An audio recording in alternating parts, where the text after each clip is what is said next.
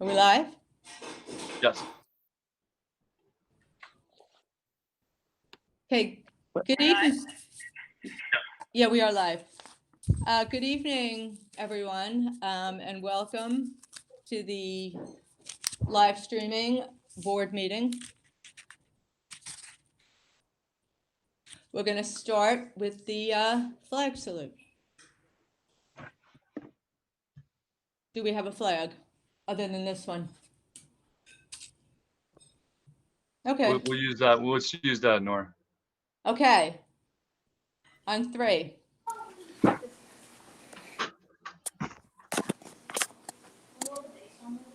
Okay, 1, 2, 3. I pledge allegiance to the flag of the United States of America and to the republic for which it stands, one nation, under God, indivisible, with liberty and justice for all.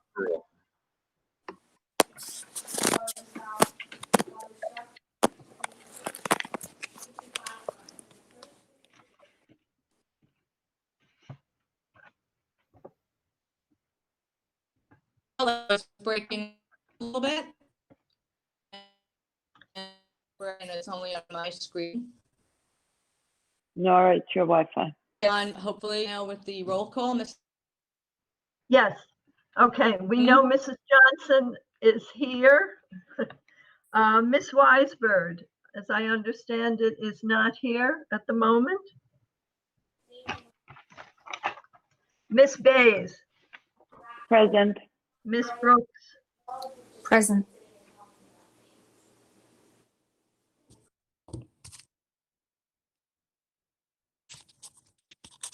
Mary, you're muted.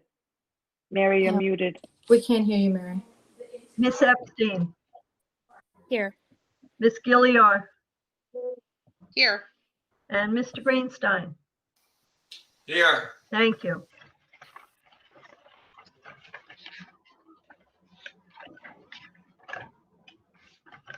Can everybody hear me? Because Yes, my screen is frozen. I don't know if I'm breaking. You can? yes. Okay. How many people do we have watching at this point? Can somebody, 400 something? 750. 739. Excuse Okay, me. well, Ooh, 700 some odd. 756, and it's going up as we're speaking. well.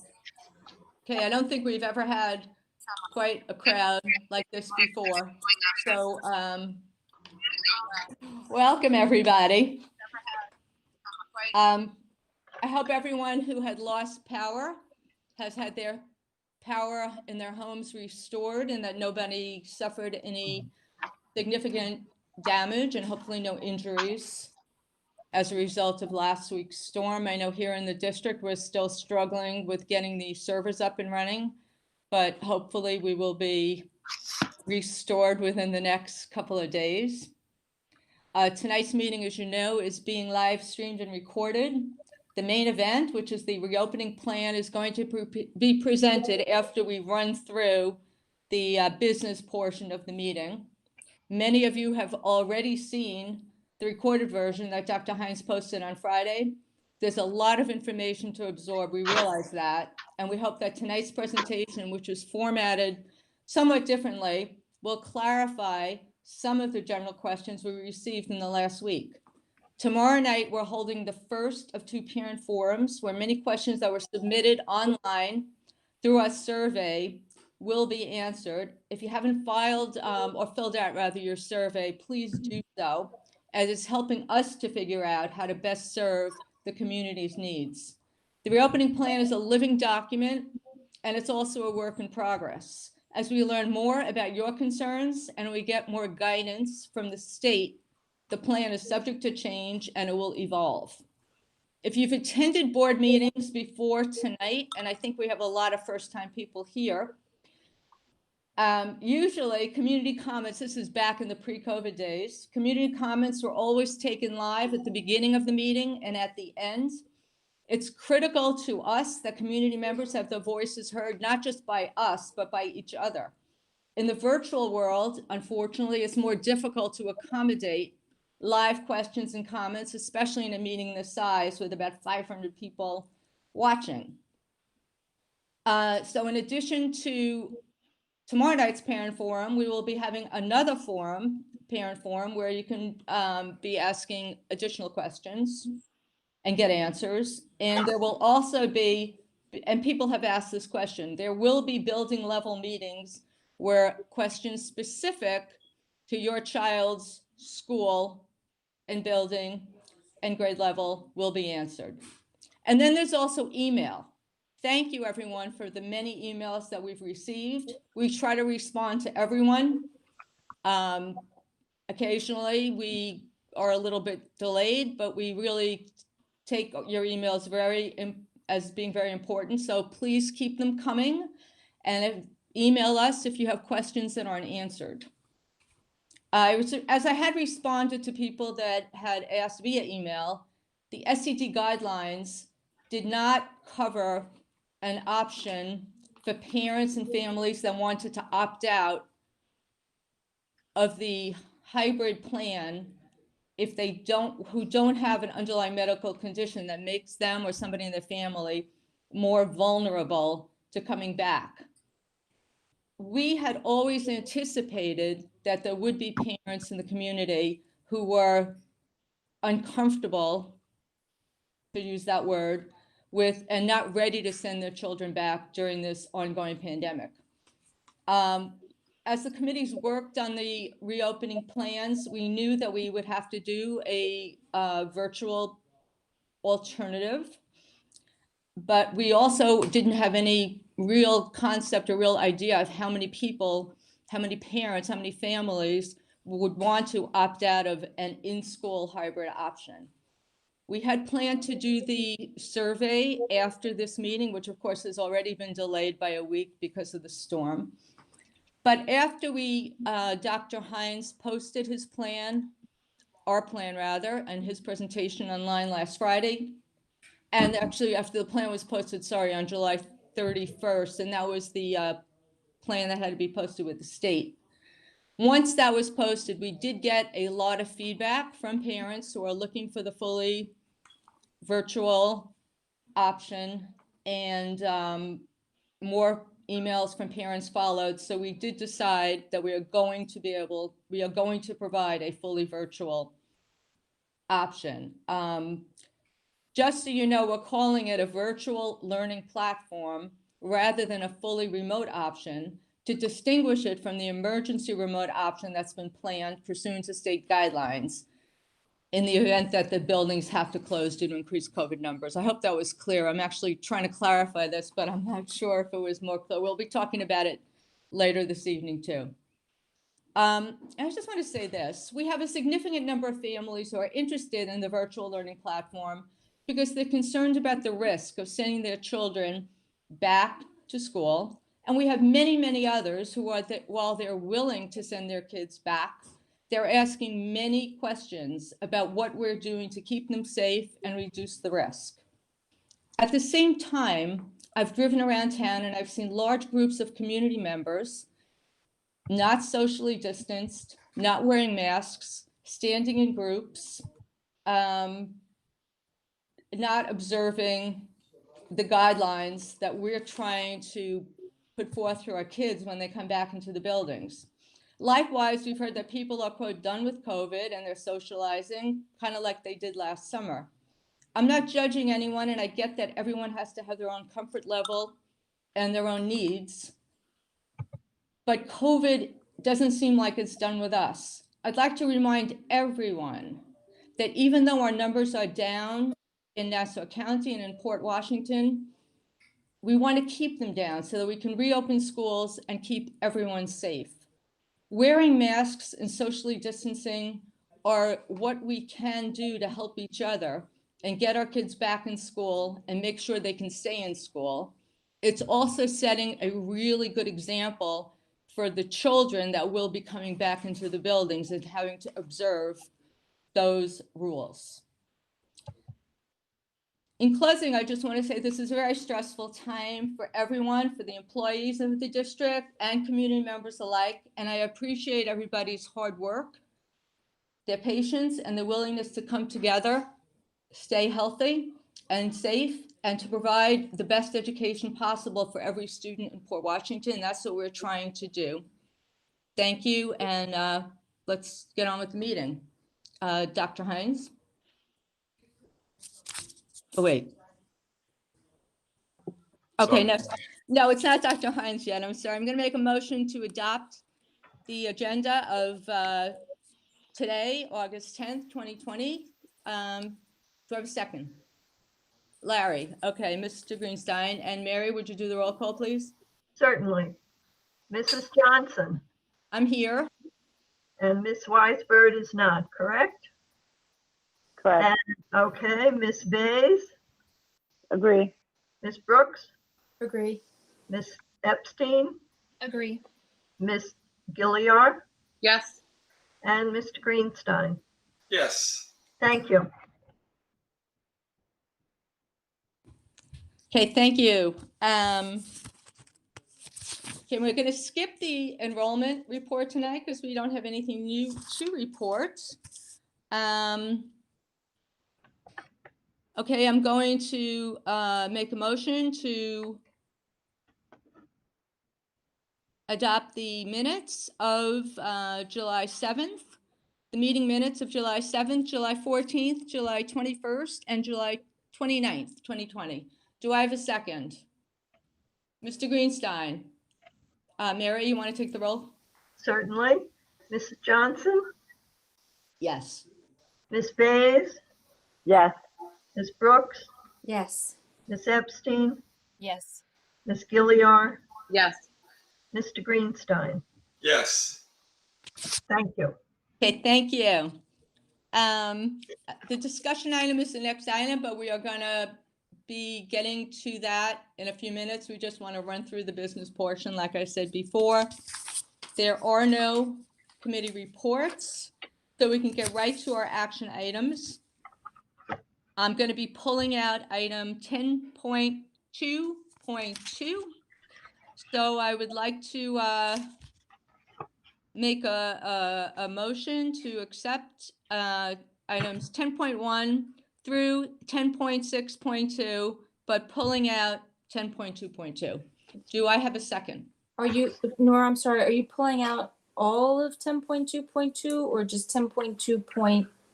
Because 10.2.2, if I'm reading it correctly, is approving the summer transportation. Oh, we contract. definitely want to approve that. Thank you for pointing that out.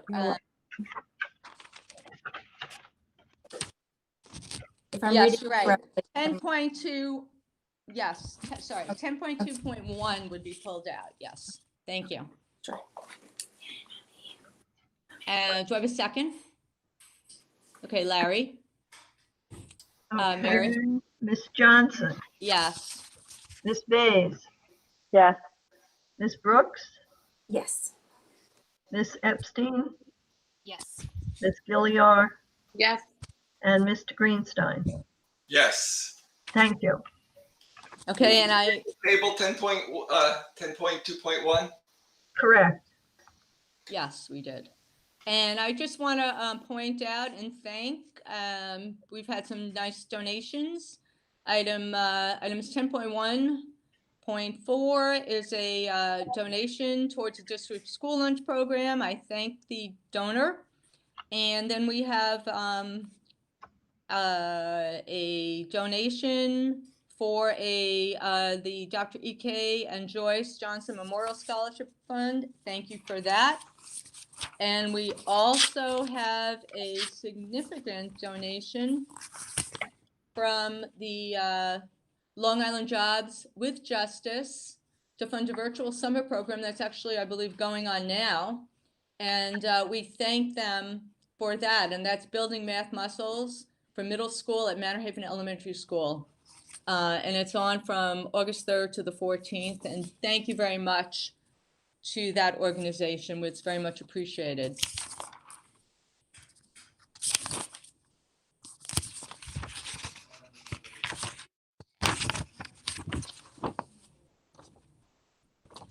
Okay, do you want to go now to the discussion item? Because at the end we will. Helen DJ Bonnie.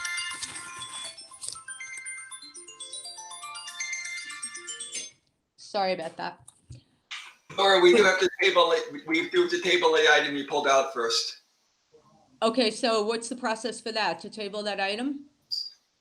I mean, Mary, we do we did. need to take a vote on it? No, I thought we did that already, no? we pulled it out. Do you want a separate resolution, Mr. Greenstein? I thought if we're not going to deal with it, we're supposed to table it till the next meeting. I don't know whether we need to or not, but I assumed that. Oh, I'm sorry. Okay, well, I'll just say, we're tabling it till the next meeting. There were Okay. just a couple of points we wanted to discuss. For anybody who's looking at the agenda, it's a district safety plan. There were just a couple of points in there that we wanted to. Okay, I just didn't want to leave it hanging, so, okay. Oh, So okay, I know it's tabled till next week. okay. I think we should go ahead to the reopening. Discussion item. Yes. Dr. Hines?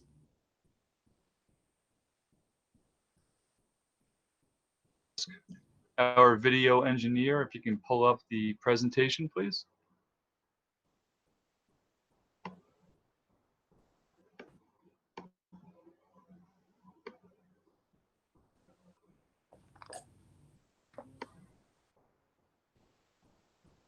Okay. Thank you. We're going to go back to the title slide. Yeah, thank you. All right, so thank you for joining us, everyone.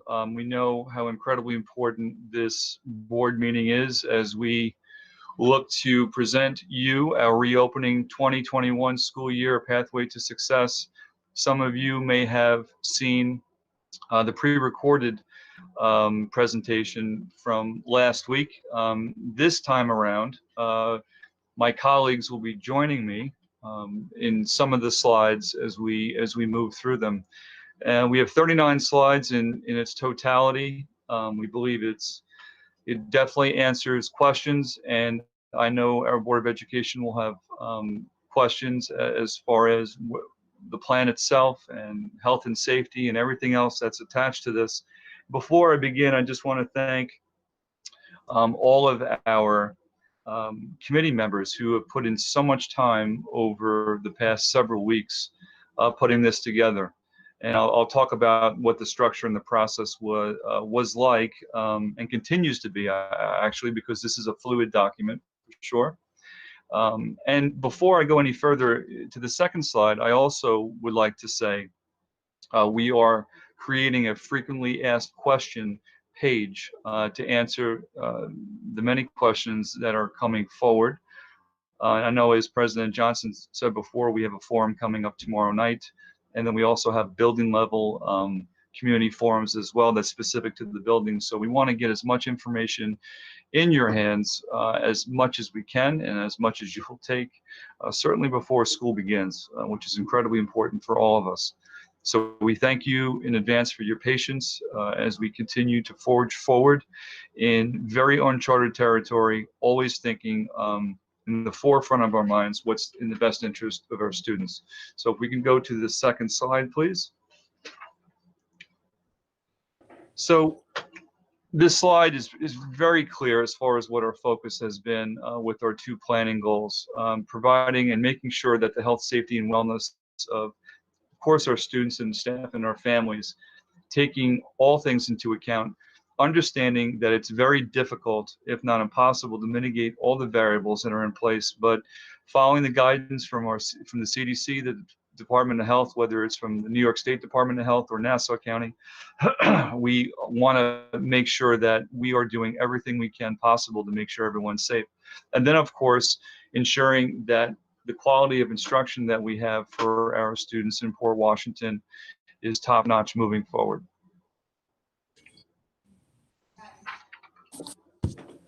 So as we developed our plan, our committee members, we had these guiding principles, which again was our North Star as we were developing this plan. So as I said before, making sure everyone's health and safe, as we begin to re-enter, and what that looks like, what that sounds like. As to the best of our ability, we are promoting the continuity of excellence of instruction. We learned a lot from our last go-round with remote learning from March until June. I think we did some things well, some things that we definitely need to upgrade. And I believe our committees and the structure we put in place answered a lot of those questions as far as what we needed to do to make our plan more robust. When we look to ensure access and equity for all of our students, that was another guiding light as we move forward. That was one of the major concerns, and continues to be, of course, is equity and access to everything that we have available to make sure our students and families have that opportunity. Ensuring social and emotional well-being. You know, if there's one umbrella for all of this, that would be it, because we had a lot of things happen with our students and our families and our staff that are related to trauma. It's been a very difficult 6+ months for sure for everybody here in Port Washington, and so we need to take that into account as we move forward. Of course, meeting the needs of all our students and families and understanding where they are at this moment and what they will continue to need as we move forward.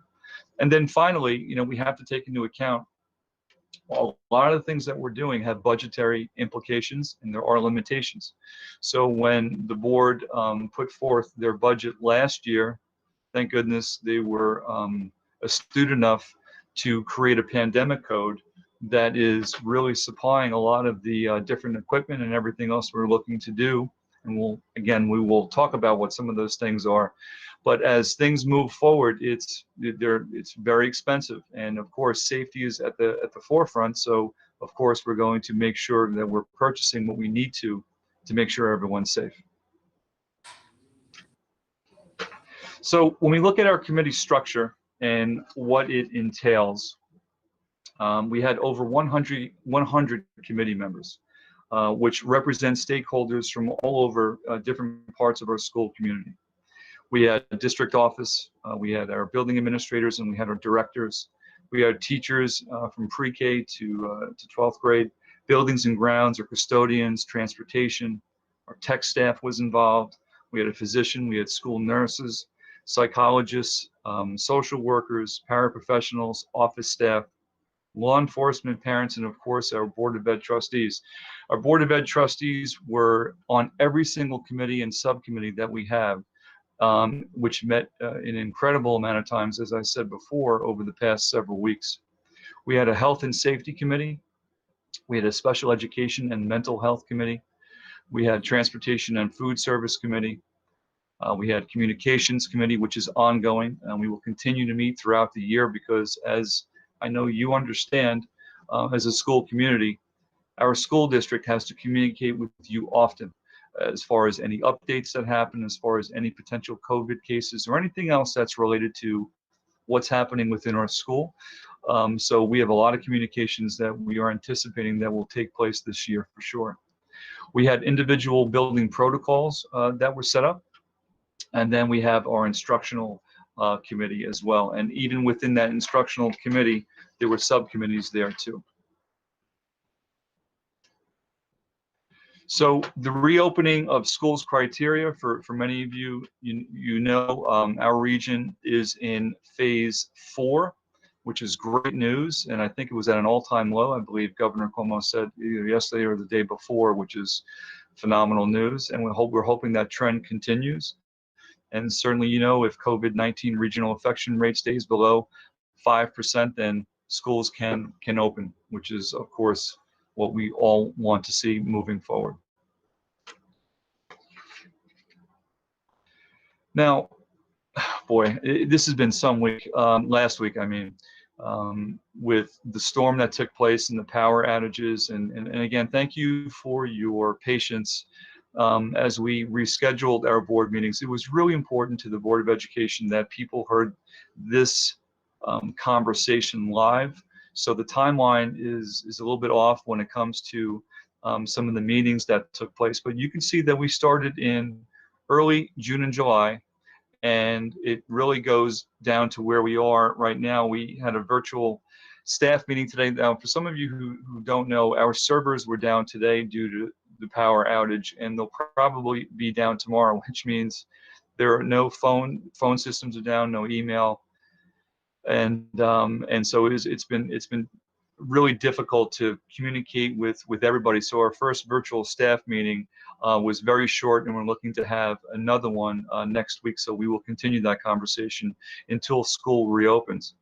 We're looking, as you know, to have our virtual community town hall tomorrow, which begins at 7 p.m. And we anticipate, just like tonight, record attendance, which we think is fantastic news, because the survey that we sent out last week, the parent survey, we had an incredible amount of responses, an enormous amount of questions come forward. And so we're going to unpack some of those questions tomorrow night, and with answers, of course.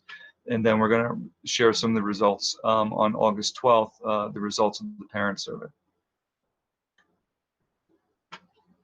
So here's our qualifying statement on our plan development. And I mean, I think most of us know this, but you can never reiterate this enough, that we are following the most current guidance from, of course, the CDC, the Department of Health, not only again in New York State, but certainly in Nassau County, and of course SED. So these guidelines will change over time, and so whenever they do change, we have to make revisions as far as what we're doing.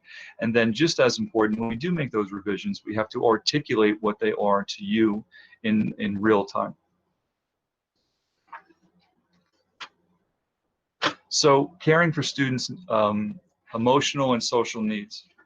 And I think many of us would agree, yes. And just to be clear what SED is, it's the State Education Department, the New York State Education Department, which is where the commissioner is, and we have a board of regents, and they make policy decisions and recommendations for all 700 plus public school system districts in New York State.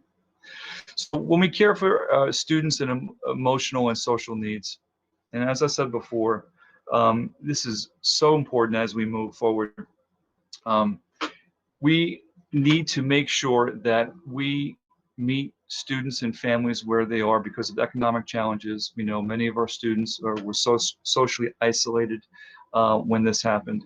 And so when we talk about the well-being of a student, that really starts with the underpinnings of how they perform in the classroom.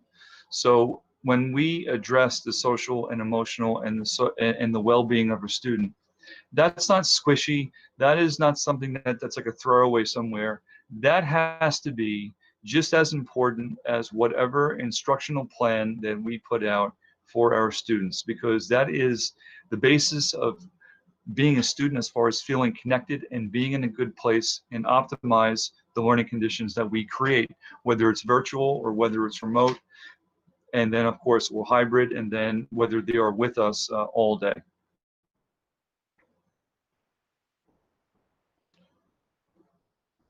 So when we talk about the caring for students' emotional and social needs, we have to provide special staff development opportunities for everyone, really. And one of the things that we focused on, and we will continue to focus on, is something called Adverse Child Experiences, or the ACEs study, which really focuses on trauma. And that's incredibly important too, because the more that we understand what toxic stress does for a family or for any individual, and certainly a student, the more prepared we can be when it comes to addressing whatever needs that they have. A range of services review. So what we need to do is to increase the availability of our district counselors, our social workers, and psychologists to help any student or family that is in crisis. And listen, you know, this is not just for September. This is throughout the year. We have some families that may be doing well in September, but then they may go into crisis, unfortunately, sometime in November or March. And so we need to be prepared throughout the whole school year, as we may have to pivot. And if something happens, unfortunately, in the great state of New York, where COVID does start to come back in a second wave, you know, we need to be prepared for assisting families any way that we can.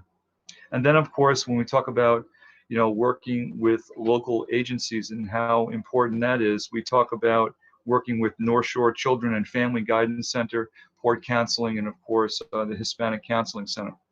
all these different agencies, outside agencies, working in congruence with us as a school district is something that we need to continue and build upon as we move forward in this very uncertain year.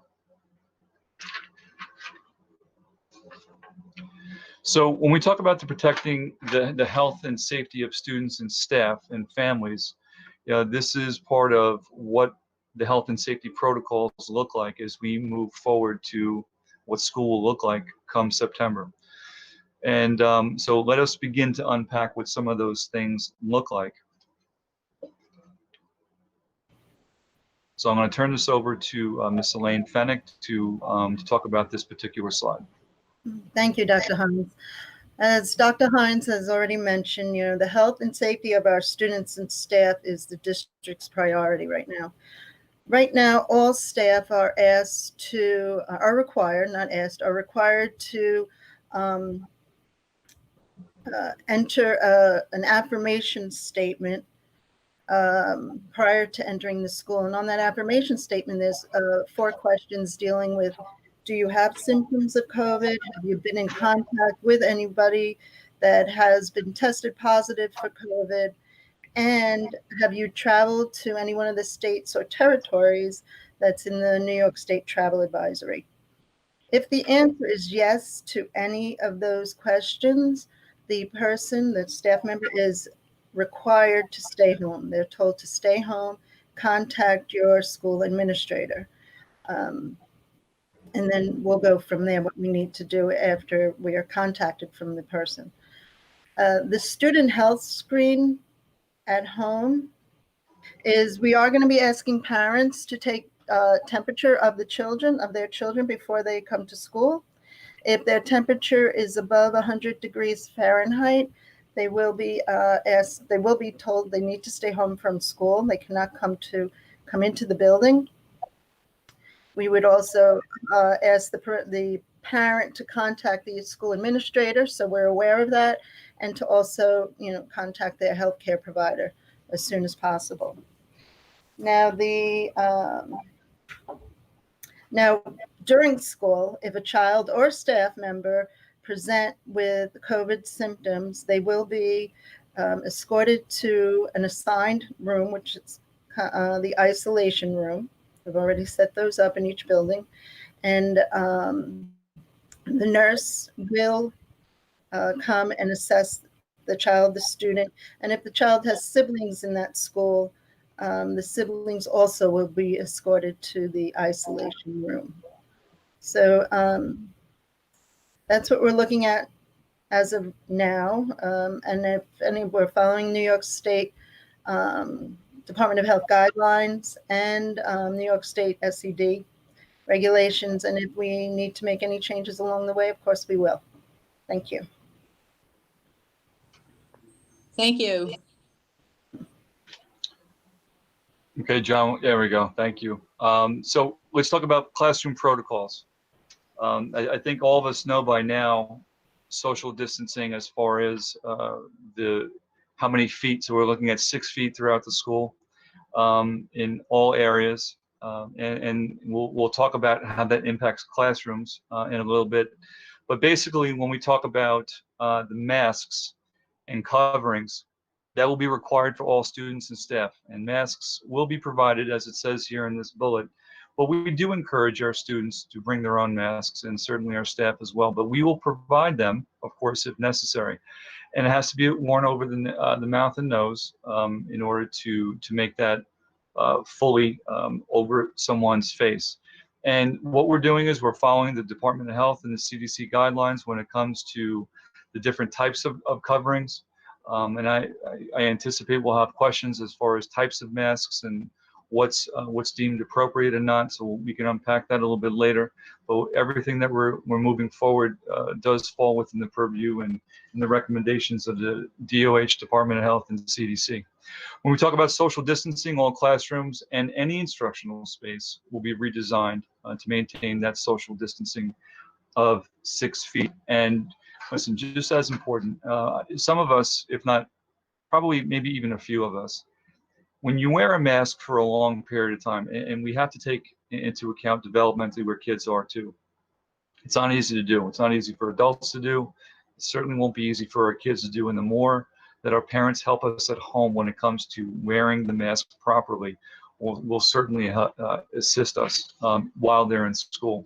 Because when we talk about a full school day for elementary kids and for our secondary kids, it can be difficult at times, and that's why we talk about mask breaks and what that means. Students will be provided, all students will be provided throughout different times of the day to have mask breaks, and of course for our staff members as well. It's not just for our students.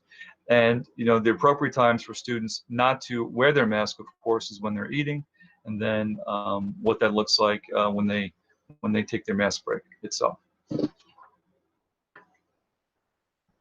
All right, so hand washing. Now, hand washing, as far as we're concerned, when we talk about professional development for our teachers when they come back in the beginning of the year, we will have staff development as far as what that looks like. But to really encapsulate that, we're talking about washing our hands often, and not only washing them often, but for at least 20 seconds in order to do that properly with warm soap and water. It's important for our community to know that we purchased 25 portable sinks that will be installed and distributed throughout our schools, throughout the district. And so we will provide some more information for our families at home to look at proper instruction for washing hands. Listen, as silly as that may sound, the things that really make a difference are the way we wash our hands, how often we do it, and then wearing masks. Those are two major things that will make an incredible difference while our kids are in school, and certainly when you are at home. When we talk about disinfecting and cleaning, any frequently touched surface and areas will be continually washed throughout the day with disinfectant, and everything is going through the guidelines that are required. So when we do that, the types of disinfectant that we use and how often we do it, we are following all the guidelines from the Department of Health, and any additional training, of course, will be provided to our staff. And then when we talk about water access, drinking water, this is something that's incredibly important, especially when we know how hot it gets in the beginning of the school year. You think back to last year, how hot it was for the first 2 to 3 weeks. It was really, really uncomfortable. So we encourage all of our students to bring water from home. We do have bottle filling stations, which will be very helpful, of course, but yeah, water access, we cannot drink out of the water fountains. That is not happening. That's prohibited. So when we talk about other health and safety protocols that are woven throughout our schools, we talk about signage. We have to have signage installed in all of our buildings, not only for hand washing and respiratory hygiene, but even when it comes to how students are moving about. And a lot of the questions we have received over the past several days is, maintaining hallway safety as far as being socially distant. So we'll have directionals on walls and floors to maintain the flow of traffic, and of course, we look at stairwells. This is something I think many of us probably saw that picture. I forgot what state it was in. It was a high school, and some student took a picture, right, of what a hallway looked like, and nobody was wearing masks, or most people weren't, and students were very close together. This is something we will closely monitor, and this is something that is very important, because we need to, during those times where students and staff are in the hallway, we have to ensure that we have those proper protocols and procedures that are followed when they're in the hallway. When we look at ventilation, certainly air quality is a concern for the Board of Education, myself, and our administrators, and I know for you as a school community, including our staff and students, of course. So the district will be installing 300 HEPA air purifiers throughout the classroom. So every single classroom will have an air purifier in there. That's something that I believe we went well above and beyond to make sure that the proper ventilation is there. And again, this is another factor that is incredibly important. And I'm glad that we're doing this, because we need to enhance filtration. And so we will also open the windows when permitted to do so as well. And then bathrooms. So, when we talk about students needing to use the bathrooms, we will have protocols and procedures in place to closely monitor our students using the bathrooms. We can only let 1 or 2 in at a time, depending on the size of the bathroom. And so we will have very clear procedures within all of our schools as far as what that means. We have to make sure teacher A or teacher C doesn't send 2 or 3 kids at the same time. So these are things that we'll have in place and we will share with you shortly.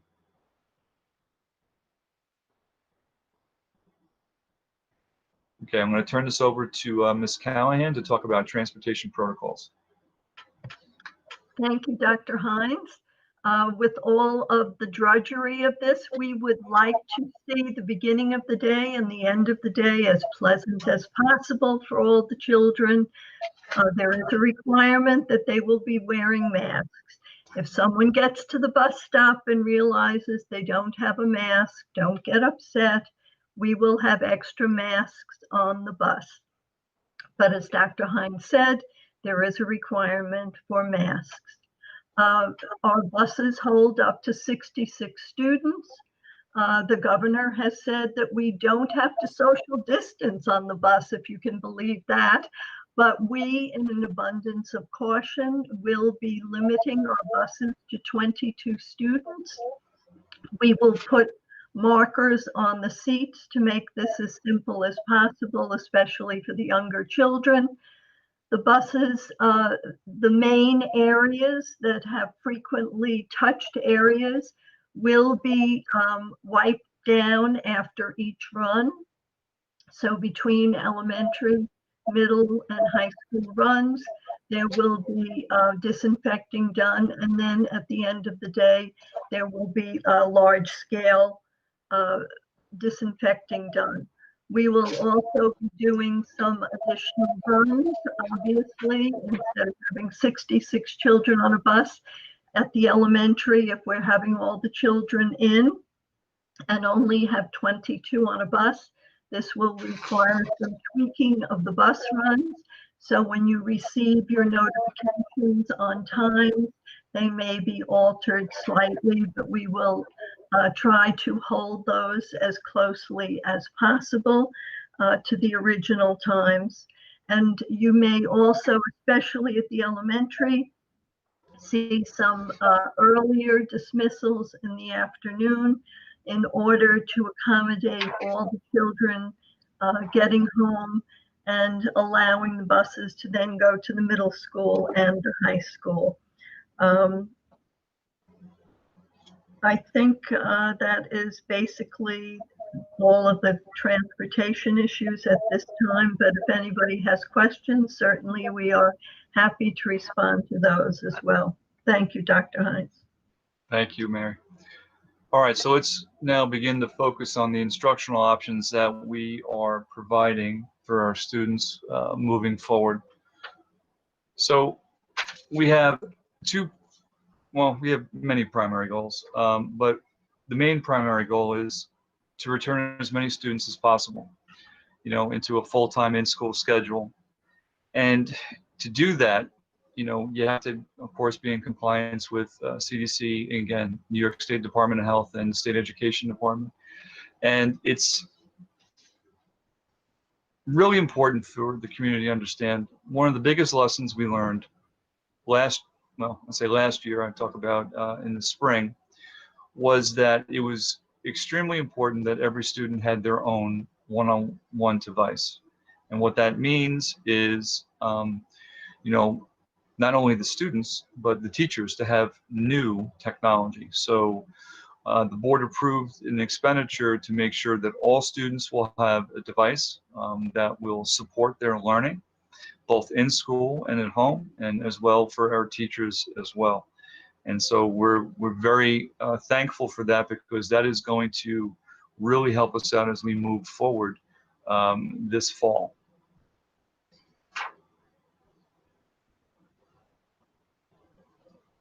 So there are 3 instructional options. There's the in-person instruction, as we know, and that's when we have all of our students within our school building.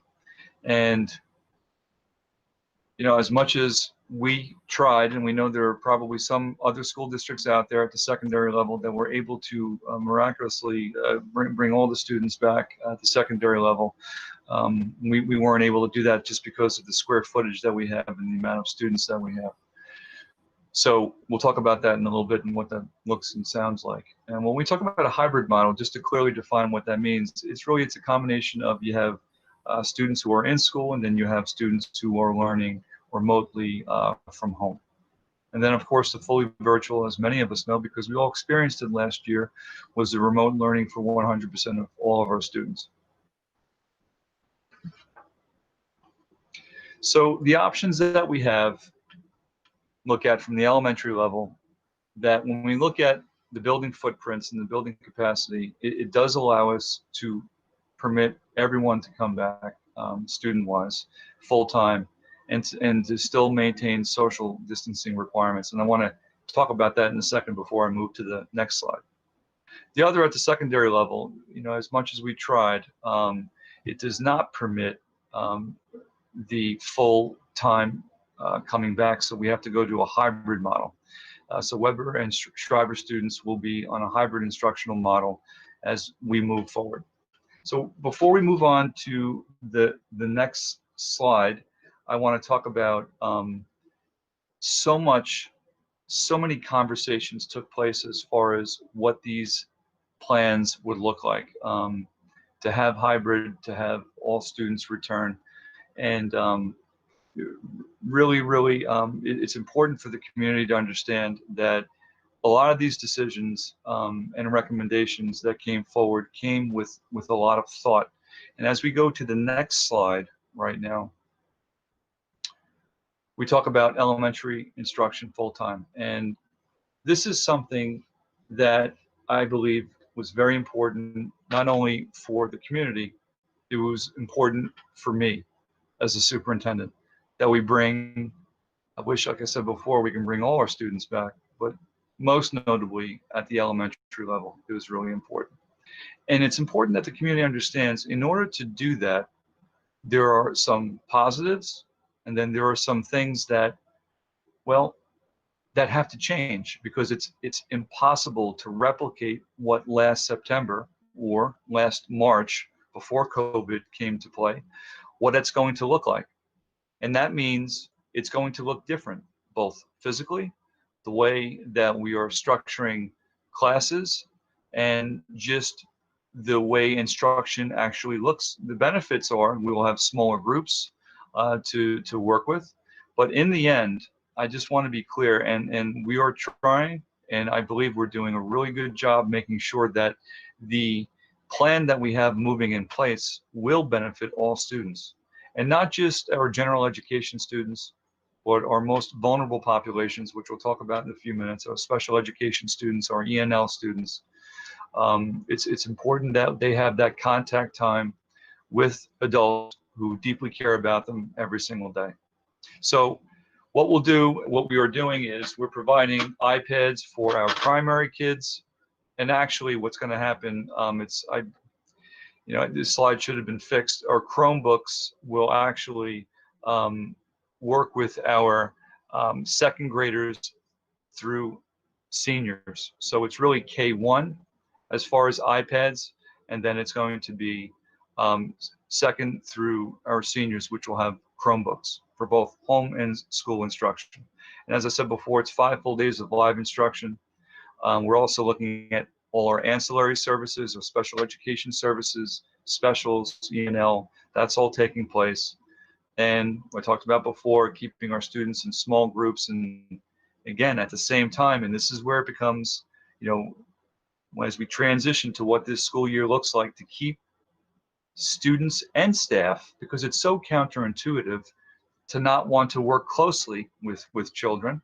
That's why we're in this profession, because we want to work with our kids. And so we have to practice and remain socially distanced as we're going through instruction. But as I said before, students will have multiple mask breaks, they'll have recess, of course they'll have lunch, and we'll talk about what those schedules look like as I pass the baton to Dr. Mioli, starting with the next slide. So Dr. Mioli. Thank you, Dr. Hines. I just want to echo what you said earlier in the presentation, and just thank the instructional committee, all the members of the committee itself and the subcommittee who worked all summer long on these difficult plans. And thank you to all of them. So I don't think it would be hyperbole to say that when we were in the middle of our April and May days of remote learning, I don't think we were anticipating having an infection rate that would allow us in New York to have all of our students come back to school. And so I think that's something that is great. It has presented a number of challenges. And so we are bringing all of our elementary students back in full time. And as Dr. Hines said, it's going to look, different than it would under normal circumstances.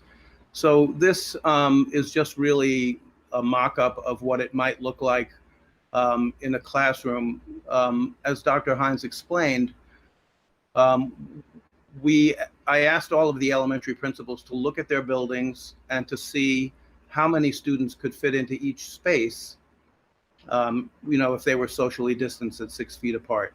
And so we have done that. We have taken some furniture out of rooms so we could fit more kids in socially distanced.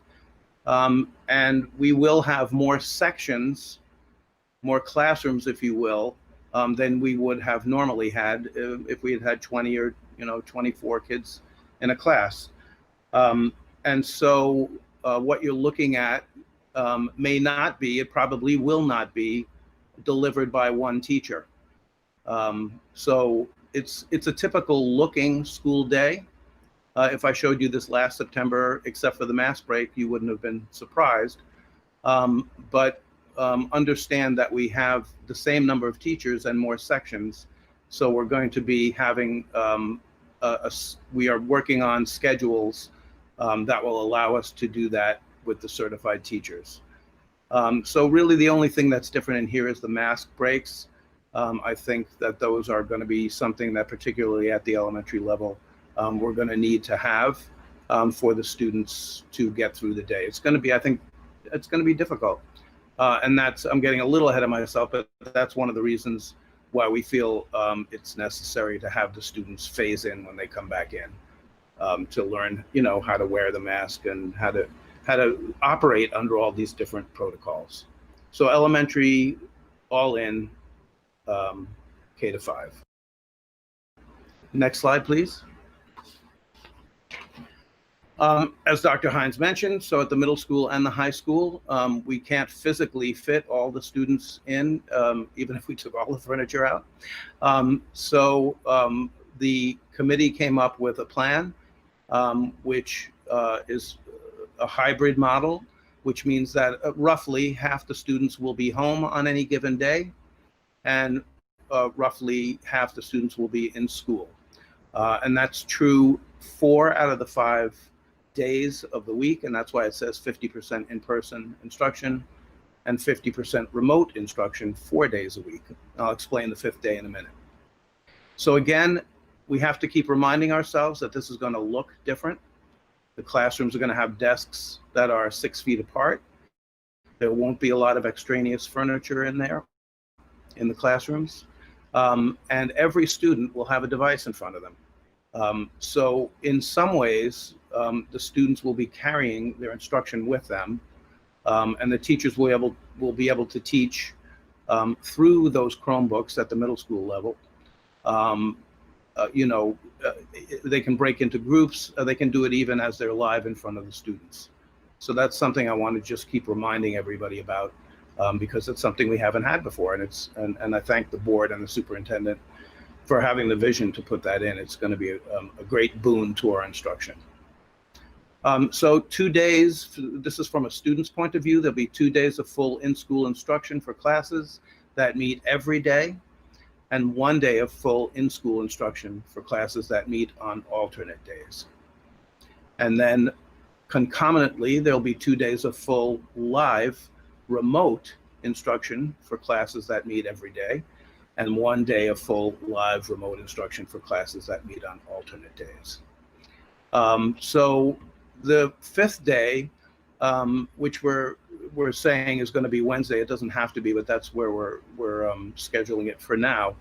That will be a day that all of the teachers have a half an hour slot, and they will be able to use that flexibly. They'll be able to meet with, if I'm an English language arts teacher, for example, I could meet with all of my students on that day. I could meet with a small group of students. I could have office hours where students check in, and that will be something that will be fluid and that the teachers will utilize as they see fit. So I think that's a great day. One of the things that's the hardest thing to do in remote learning, and hybrid is, half remote, is feedback. And so I think this Wednesday is a terrific day for feedback. It's a day where students can ask questions of things that they didn't get, particularly on the remote days, because it's not going to be the same as instruction would be live. And so Weber will basically go on the schedule that it has been on, an A-B schedule, and students will report by grade level. And this was a change in schedule that was made so that we could have the students split into half in a way that made sense. This is just a graphic of what I just described to you. Perhaps I should have had it up instead of the other slide when I was describing it. But this is basically the schedule that Weber would have if we were going to be all in,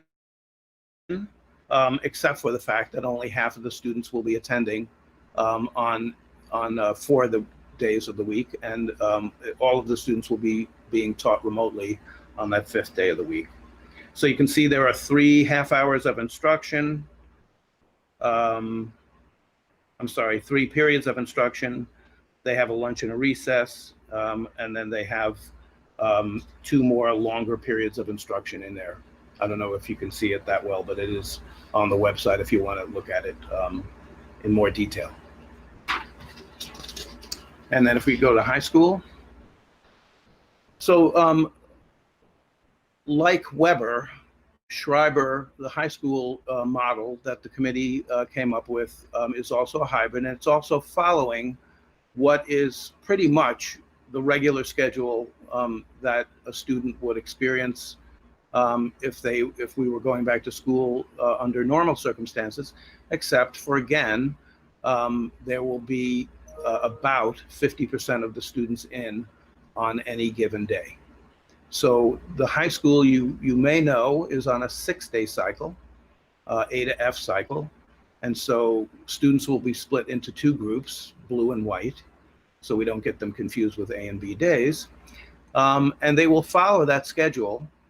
And on the blue days, if I'm a student who comes to school on a blue day, I will come in on A, C, and E days, I think. And then and on the white days, on the opposite days, I'll be at home, and the learning will be remote. So students will attend live classes in the building for 50% of the time, and they'll engage in the course content for their 1-hour class period. And then on the days that they're at home, they'll participate via Google Classroom while not attending in person and follow teacher instructions.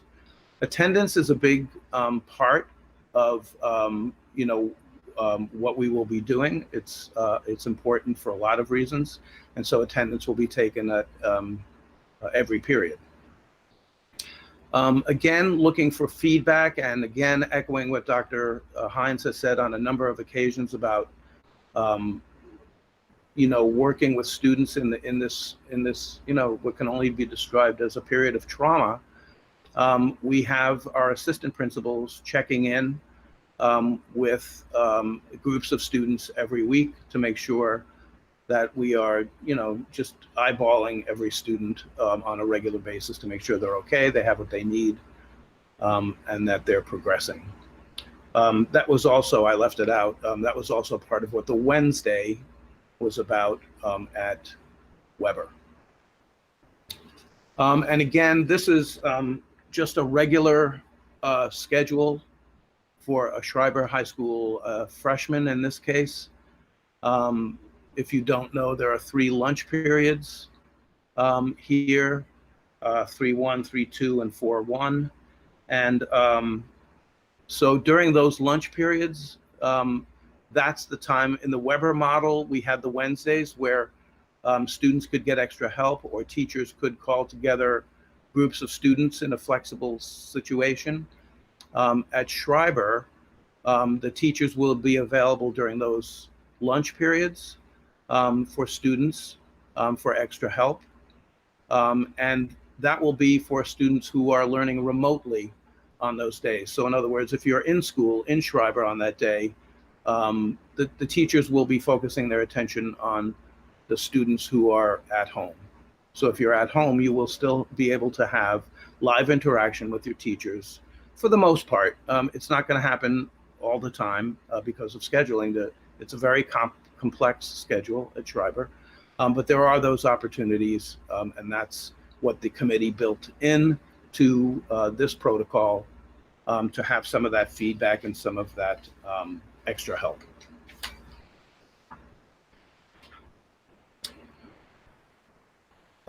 So again, with as Dr. Hines mentioned in the beginning, and we've known this since, I think it was March 12th, whenever we went home, students who are at risk and students, who may not be keeping up as we would like them to, this time has been particularly difficult on them.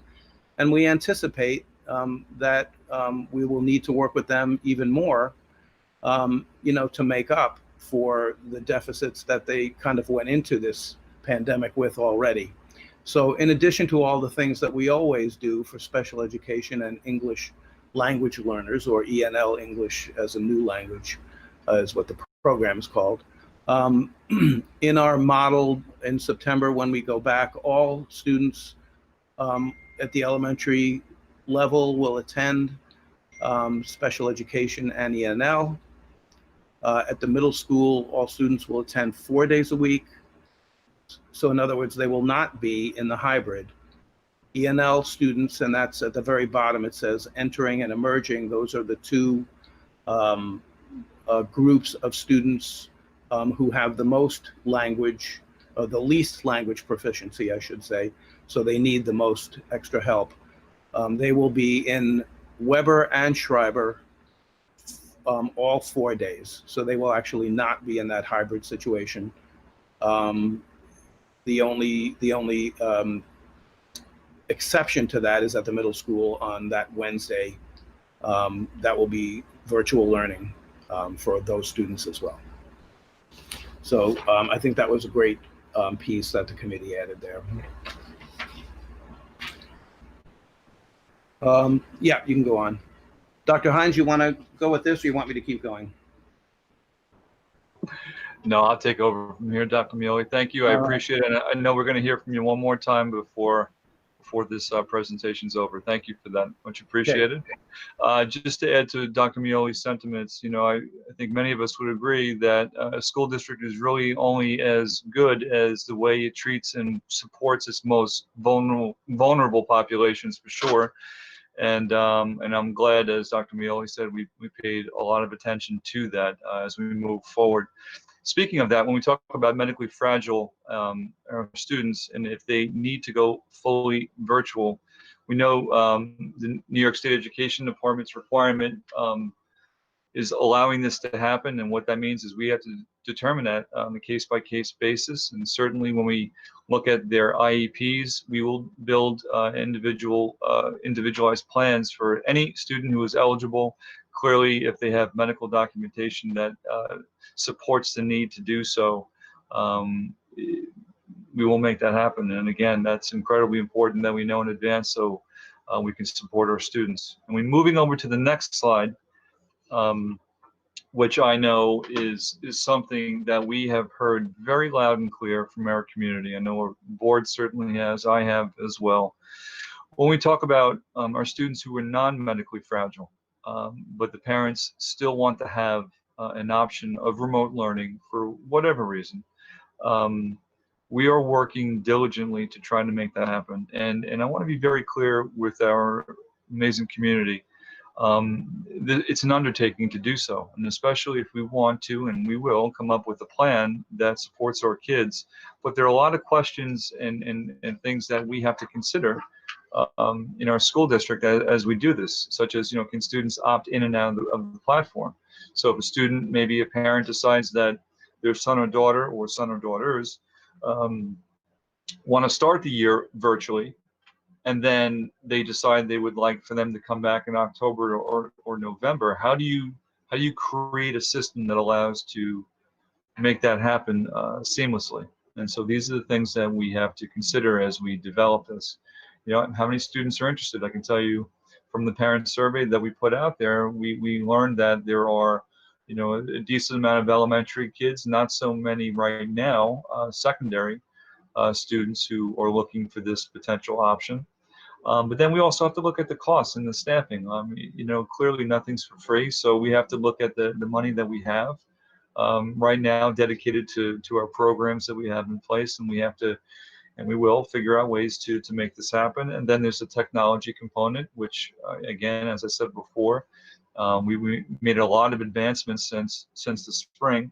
And then it would be nice if we actually had some New York State Education Department guidance come our way at some point to give us some more information, more support in allowing this to happen. I know in school districts, can't say how many, but they are looking to move in this direction as well. And details related to the fully virtual option that we have and will soon share with our parents, because we know that you need to make informed decisions for your child or children. So more information about that forthcoming, but I think most important, we heard you loud and clear as far as what you would like to see. So when we talk about athletics or music programs, after school clubs, received some feedback about after school clubs, which I'll get to in a second. But clearly, I think many of us know that sports at the high school, it's paused right now. We'll receive more information on September 21st. We know that the guiding force behind these decisions at the state level and certainly more at the regional level, we're looking at 3-season schedule, which begins in January, but more to come, we believe, over the next few weeks as far as where our varsity student athletes and junior varsity student athletes stand. We also know how important athletics is part of the school experience for our kids, and the fact that it didn't take place in the spring and potentially it may be interrupted in the fall has an impact on kids, and especially for those who are looking to play at the collegiate level and looking for scholarships and such. So we're very mindful as far as once we receive information, we will share that with our school community. When we look at our music programs, I know Mr. Scully and I have been in contact a few times. We're looking to every effort to make sure that our programs are intact for our students. We understand that there are social distancing concerns for some of the instruments that are played, wood instruments and such, and brass, and so we have to be careful with the 12-foot social distancing that takes place. And so we're looking to figure out ways to be creative, and we will, because again, just like athletics for our kids, we understand the importance of music in their lives and how that helps them develop in so many different ways. And speaking of development, when we look at after school clubs, as of right now, we're looking at no after school clubs that can meet physically. Now, when we talk about virtually, can we talk about some of our clubs taking place? We will share more information about that shortly. And we received some information, or I should say, some comments and some thoughts about if we can't have them there, meaning our students there physically, is there any way we can do something virtually? And we're going to look to see how much we can make that happen and see how feasible that is, because we do, again, understand how important that is. So, visitors. Now, it's not that we don't want people to visit our schools. Of course we do. And listen, pre-COVID, it was part of, I think, what made our school district so great, because you embrace visitors coming into the school, interacting with our kids. But at this point in time where we are right now, we are being extremely cautious, and of course following guidelines from the Department of Health and the State Education Department. So we are strongly discouraging the limit of how many people can come visit. And I want to underscore this. It's not because we don't want you there. We want to mitigate, again, as many variables as possible with the flow of who comes into our building. So unless it's really essential that somebody comes in, then we'll allow that to happen. But we're going to be really diligent when it comes to that. And of course, they will have to be health screened before they're allowed to enter. When we talk about events, and then again, part of the school experience, we understand how important it is to have field trips and large group events. Fortunately, we have to cancel that at this time until further notice, but we will look to have virtual field trips for our students and any other type of virtual activities that will supplement the fact that they can't do some of these really important just things that we always do in school all the time. So we're very aware of that moving forward. And of course, any parent meeting that we have to have, and we anticipate clearly having many parent meetings, we will do all of them virtually at the moment. So moving on to the next slide. So I'm going to turn this over again to Dr. Mioli. But before I do, again, a lot of the questions that some of you may have, the more detailed questions when it comes to, excuse me, visitors and everything else that we're talking about. We're looking to put together a Q&A document that will answer a lot of those questions, and I'd love to have that in your hands before the end of this week. So turn it over to Dr. Mioli. Thank you again. And actually, I forgot to thank you for recording this in advance. It's like, there's a lot of pressure here, you know? This is like you got the Olivier Hamlet out there, and now I got to do the same slides, and I'm like nowhere near as telegenic.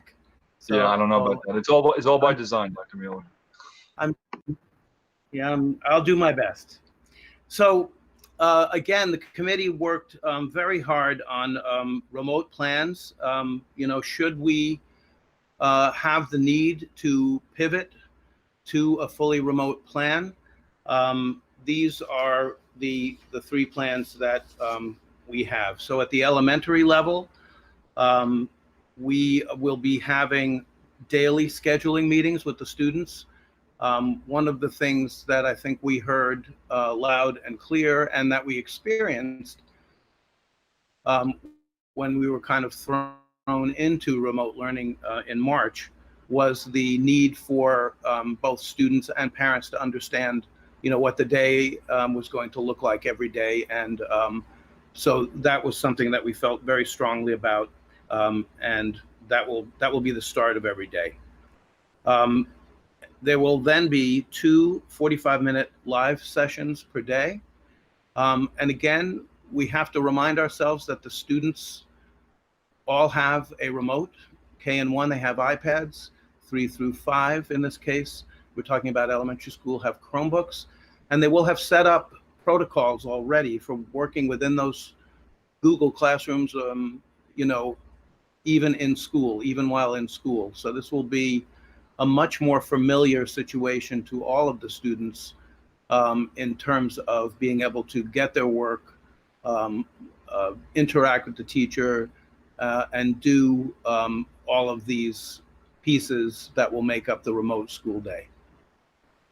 In addition to 2 live sessions a day, there'll be 1 asynchronous lesson per day. Teachers will be, as they did in April and May and June, recording some lessons or putting together learning situations, possibly small groups to work together, possibly projects, those types of things that will not be in the minute, but there will be asynchronous learnings.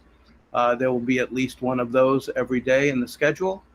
And students will also have a special every day in their schedule. So in addition to that, just as we saw at the high school and at the middle school, one of the charges to the committee was to make sure that we had check-ins with students, to make sure that they were doing well and they were understanding what they needed to do, and that they were socially and emotionally up for the learning. And so there'll be 2 10-minute live check-ins per student per week for that type of feedback and check-in. At Weber Middle School, one of the great things about the schedule, the hybrid schedule that I just went over before, is that it will pivot almost seamlessly to a remote learning plan. The instruction is organized exactly the same way in terms of the schedule that I showed you earlier. There are 3 hour-and-a-half blocks of live instruction, and they're laid out there. I won't read them to you.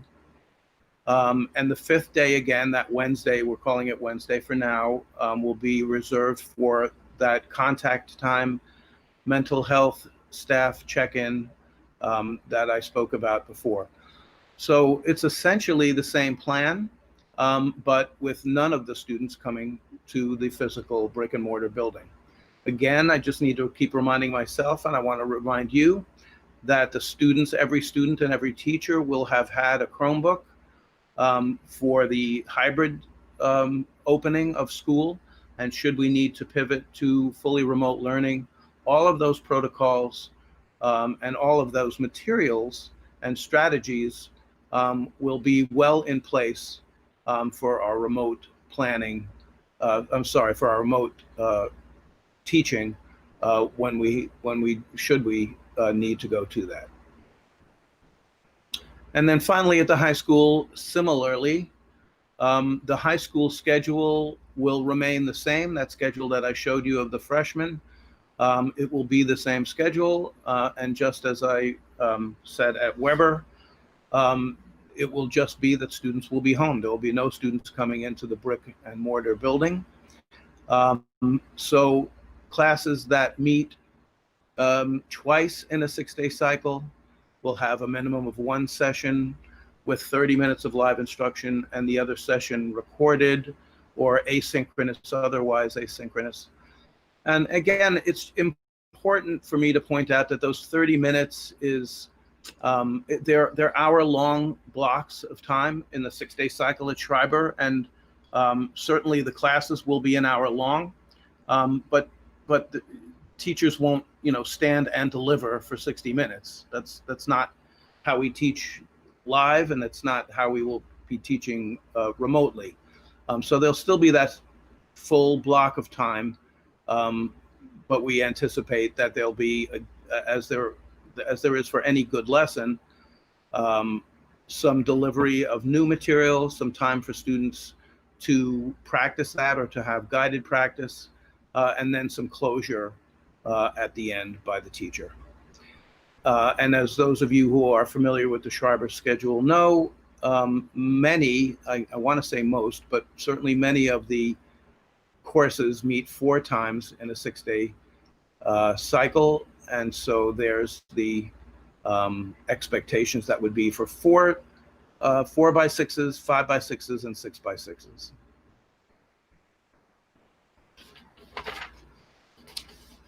Okay, thank you, Dr. Mioli.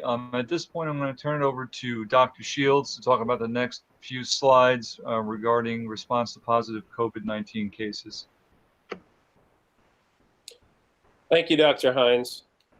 For those of you who are looking for greater detail on this topic of how we'll respond to a positive COVID-19 test result, you can find that on page 13 of our posted school reopening plan. Most of you know that our nurses are your real first line of contact when it comes to health issues in each of our schools. And I wanted to just assure you that we have 13 nurses throughout our 7 schools that support our students and staff. And they've been very involved throughout this committee structure and the planning to reopen our schools. So please know that you can call upon them quite confidently as the students and the staff return to schools. They're there for you like they've been in the past, but they have been in the committee work with us as we've been preparing. So as if we were to get a student or staff member that would have a positive test result, they would be immediately excluded from attending schools. A school A school administrator would have to report that result to the Nassau County Department of Health. That's a requirement. And then the Nassau County Department of Health would then work with the district to come up with a plan if school closing is necessary and for how long. Following that, we would have a school administrator notify families and staff members of any positive cases while maintaining the confidentiality of the individual or individuals involved. And all those that had close contact with a positive student or staff member would need to stay home and self-monitor. In order to return to school or work, in the case that it would be a staff member, they need to be 24 hours with no fever and symptoms have improved, and 10 days since symptoms first appeared, or 10 days after the first positive test. And in order to step back into the building, a student or staff member must present documentation from their healthcare provider so they can then return safely to our school setting. Again, that's on page 13 of our plan that's posted if you care to look at more detail on that. So moving on to the next slide, professional development is an ongoing process. But with the uniqueness of the situation that we have before us, we're recommending that there be 2 superintendent conference days at the beginning of the school year. Typically we have 1, but this year we're recommending 2, and they would be on September 1st and September 2nd. That's a Tuesday and a Wednesday. If we were to just have 1 superintendent conference day, like we've done in the past, that would be where faculty meet with the principal and talk about opening the school procedures. That's very typical, something we do every year. On the second day this year, we're recommending that this day be dedicated to teaching staff about the protocols that need to be in place for the students on a day-to-day basis.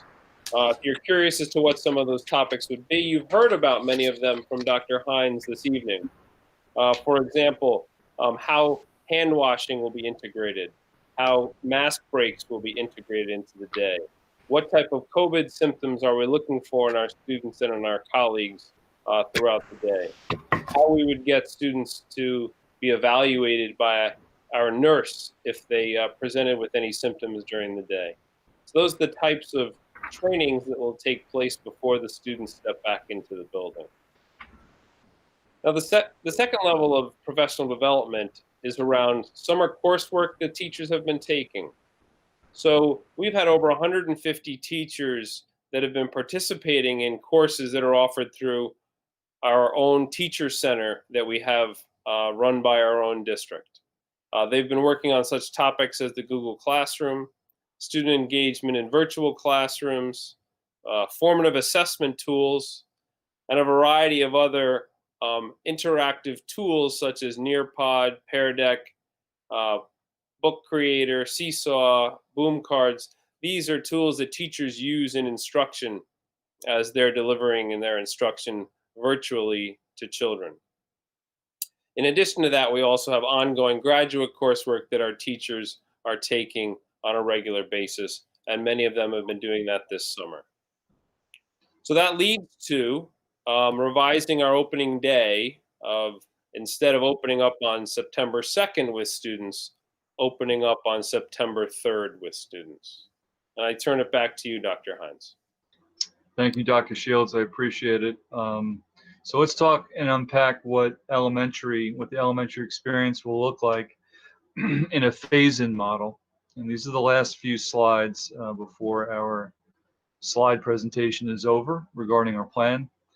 For our little ones, and when we think about this experience, whether it's our kindergartners experiencing school for the first time ever, or our 5th graders who have been in school and have had quite an experience as 4th graders last year, now moving into 5th grade, we're looking to have a phase-in over the next few days after September 3rd. So the rationale is really clear as far as we want to acclimate in a very safe way our students and staff members to all these different routines that are new and the procedures that we'll have in place. I don't, think most of us would agree that when we take these extra precautions, it benefits not only our staff, but just as important, our students.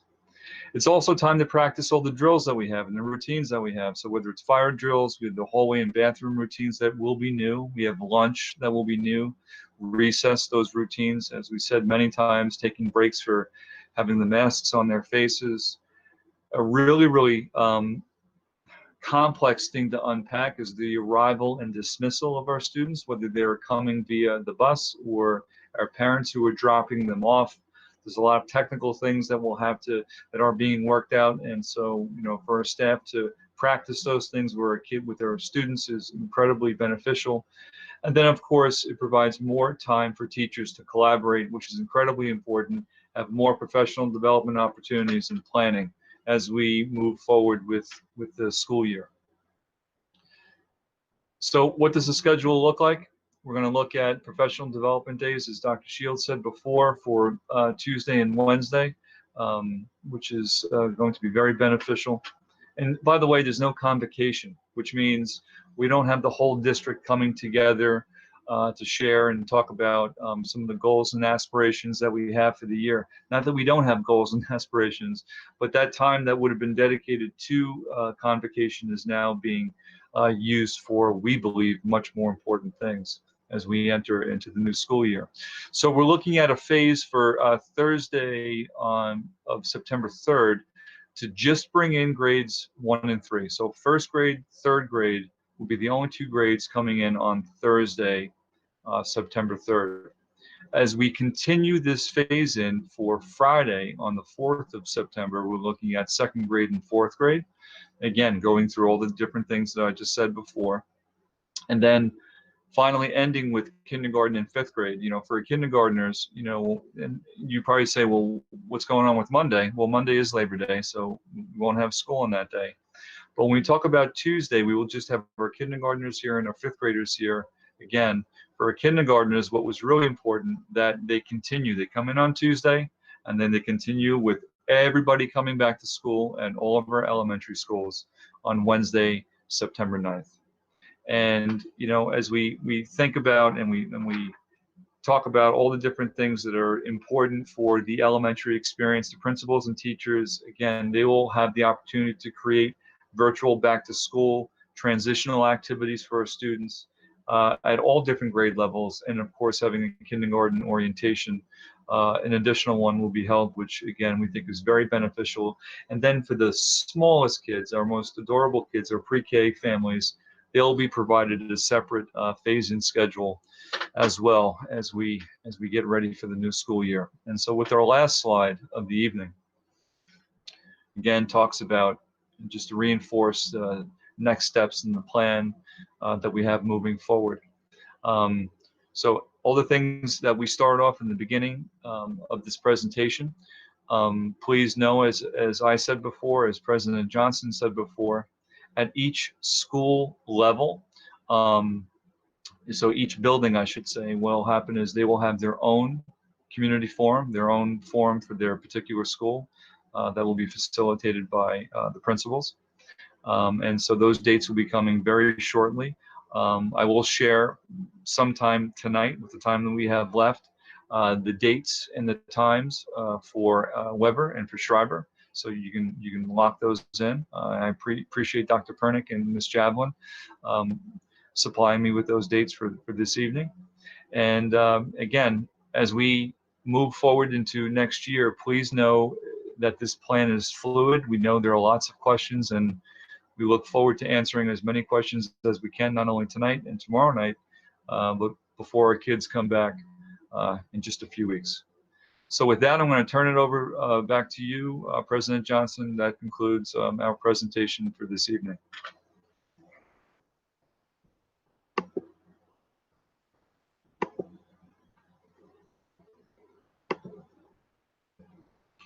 Oh, I think you're muted, Ms. Johnson. Sorry. Okay, well, I just thanked everyone who spoke and who gave us their presentations. Thank you so much. I think that there will be now some questions from the board.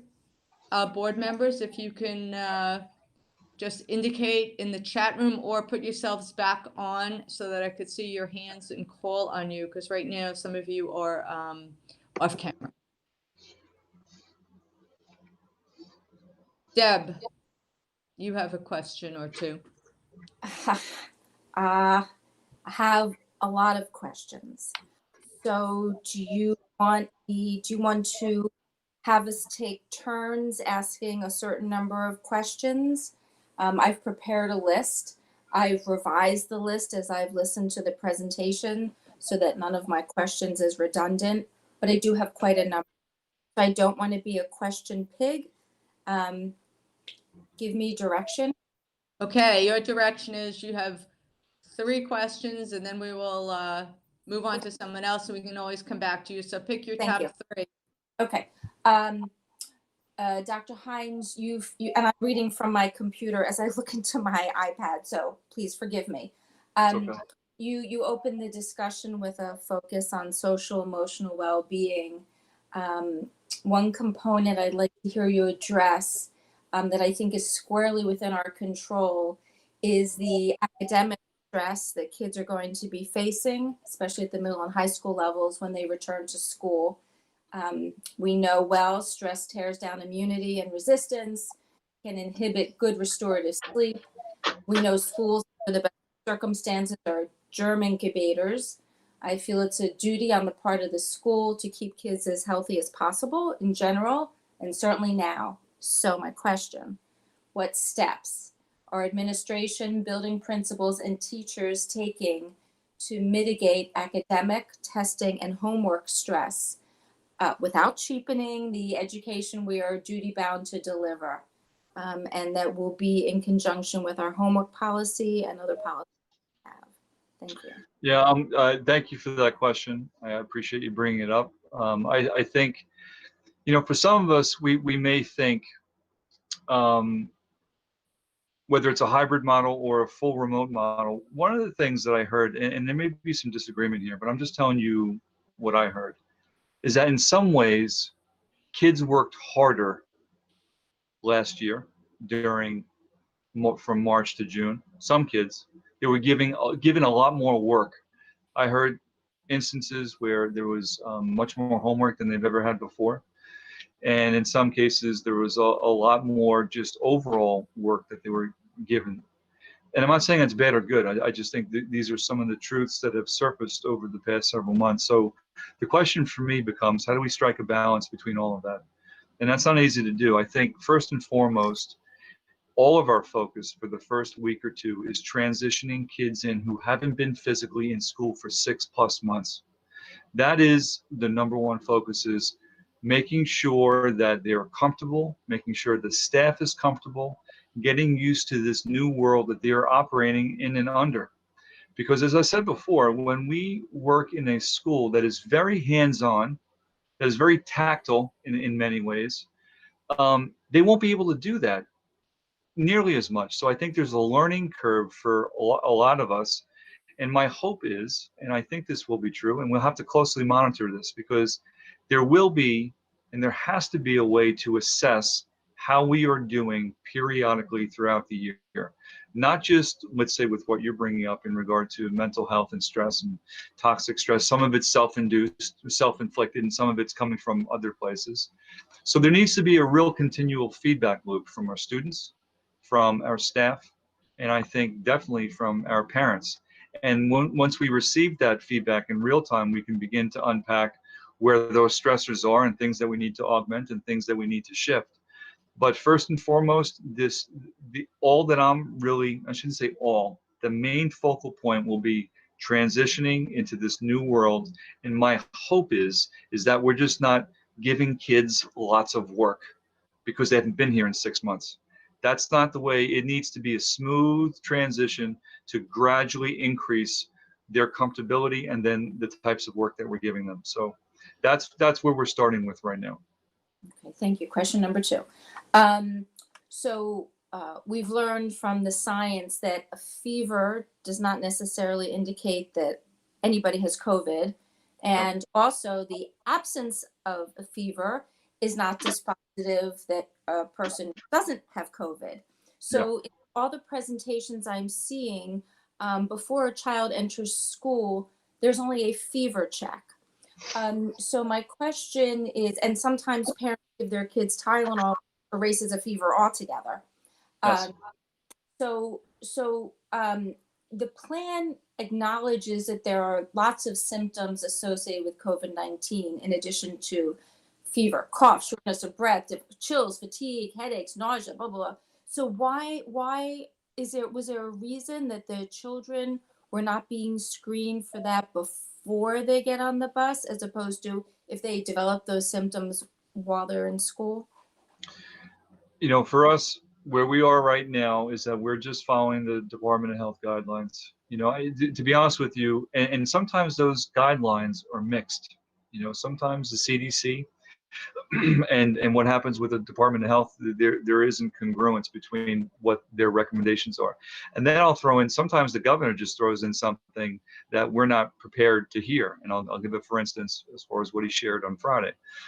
So the CDC, from my understanding, the CDC and Department of Health guidelines talks about, when we talk about fever, I'm talking about fever and temperature checks, is that it's recommended the parents, you know, they fill out something and then we find out in real time whether their child has a fever or not.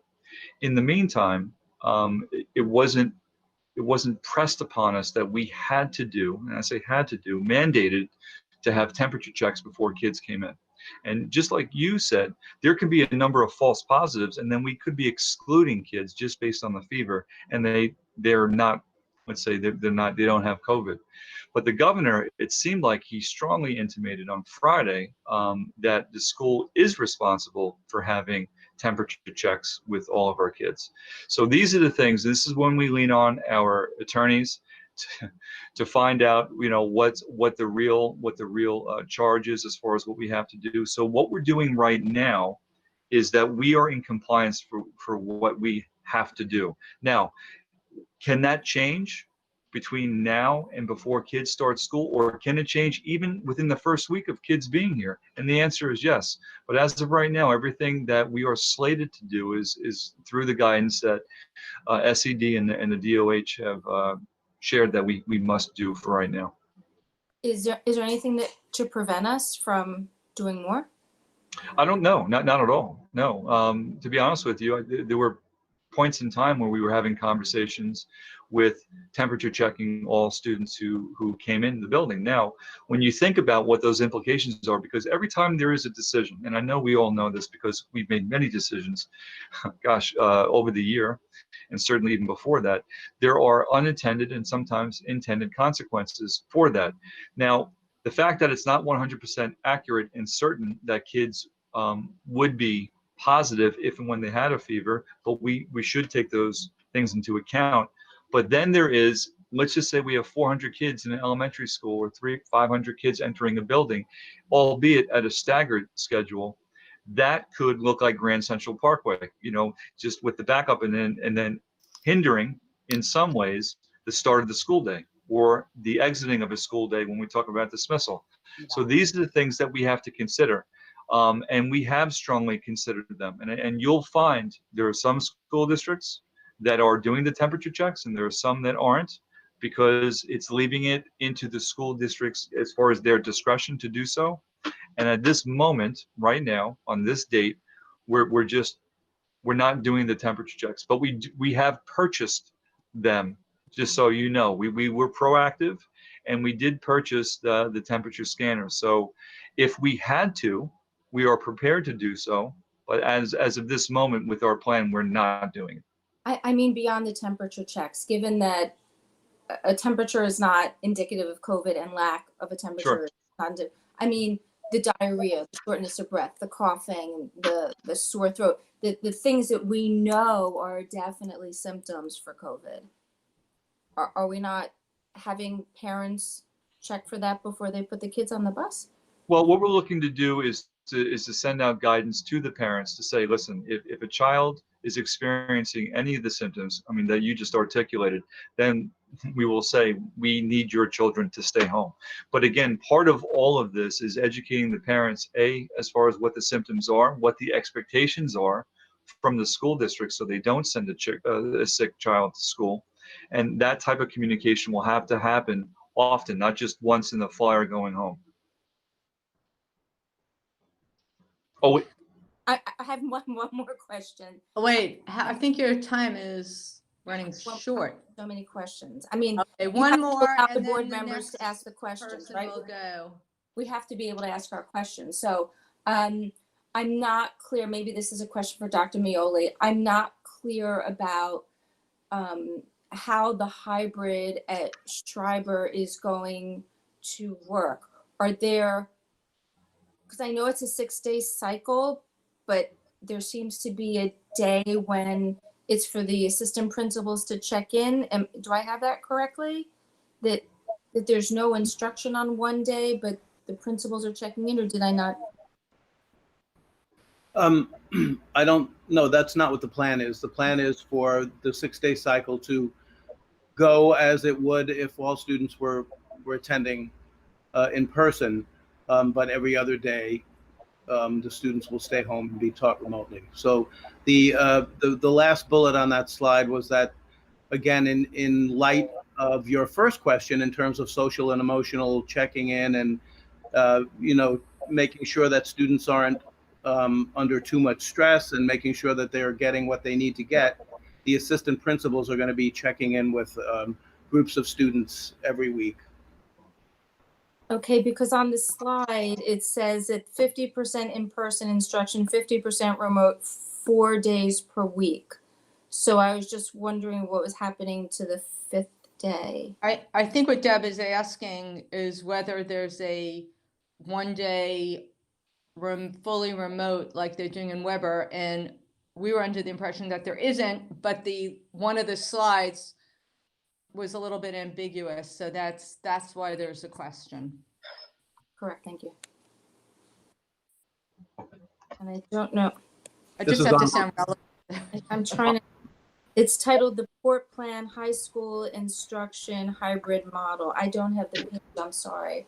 The hybrid model, which is Yes. what we're opening with. Yeah. Correct, but it says 4 days per week.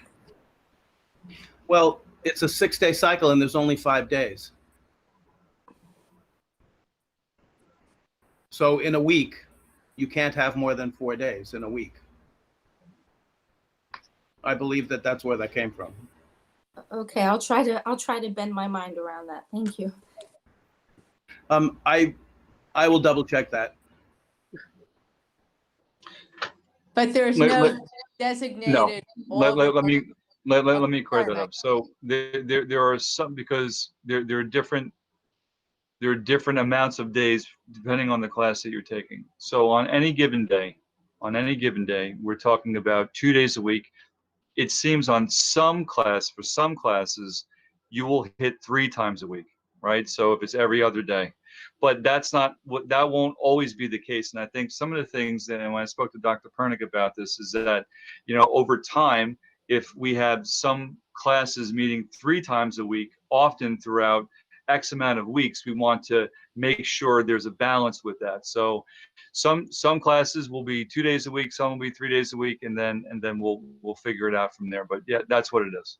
Okay, so we don't lose an A through, it goes A through F. We're not, right.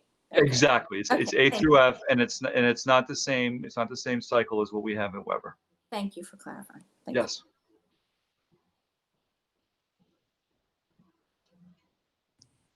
Okay, thank you for that clarity. Larry, I think you may have a question. Yeah, well, first of all, there's a lot of sort of good stuff in this plan. The fact that we're doing social distancing and masks puts us ahead of a lot of districts that are doing the either or method. So I do want to compliment you on that. I think the middle school and the high school being able to pivot so easily between remote and hybrid is actually really good. At some point, I'd like to get a little clarity on the elementary school and how that works sort of from the staffing level, but I know you don't have that yet. But I guess my question is, on page 13 of the document, it says that the DOH will direct regarding the closure of school in the district if needed. It says initial closure of 24 hours is required.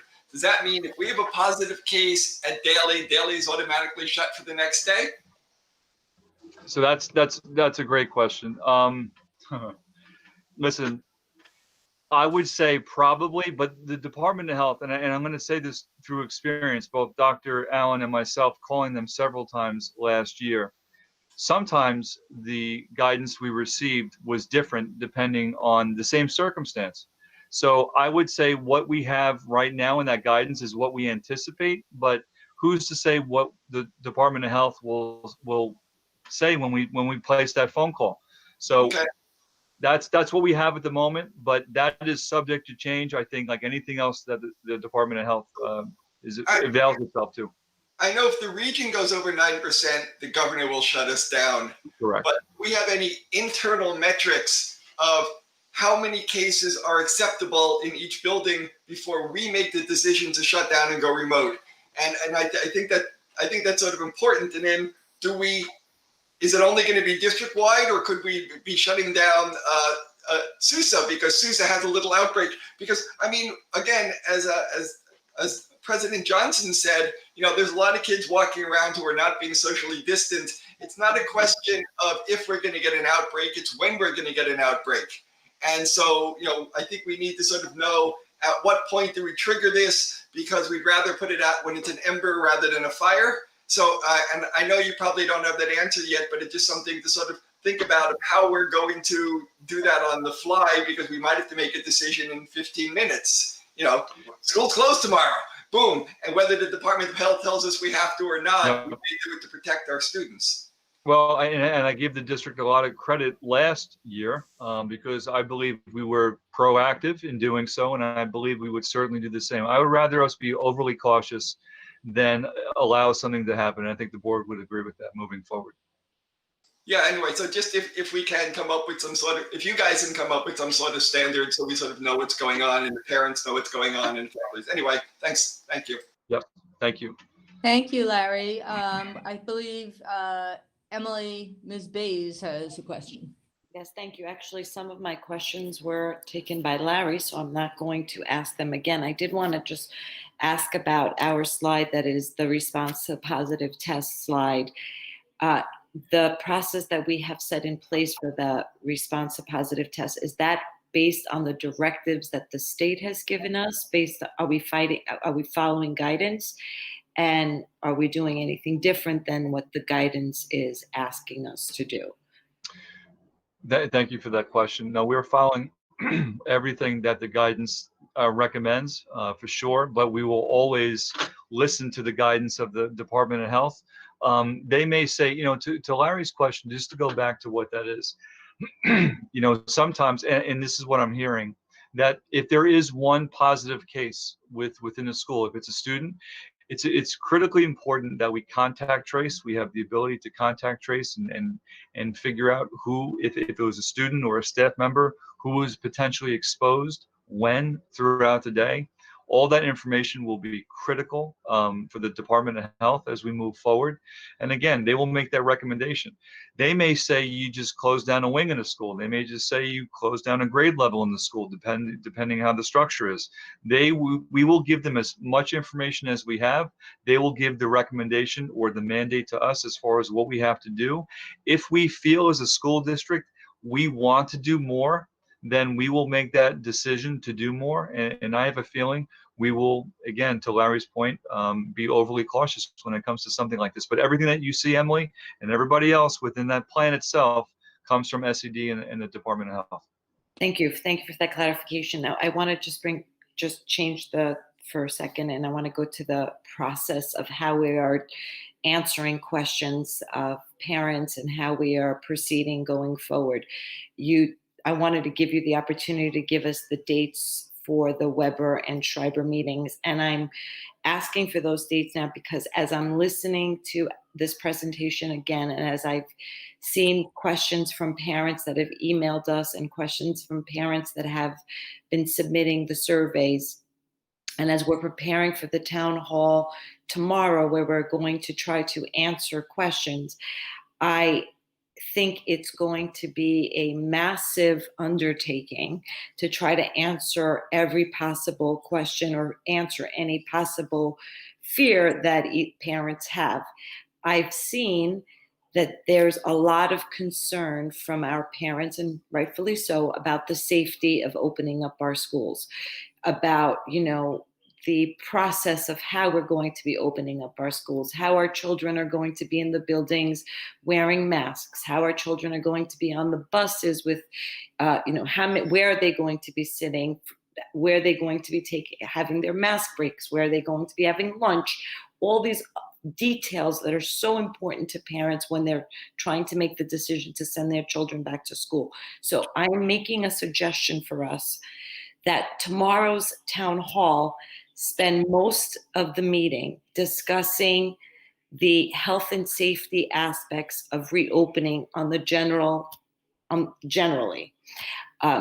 Also to discuss tomorrow, answer questions with regards to transportation generally, because those are the overwhelming, I think, immediate concerns that a parent is try to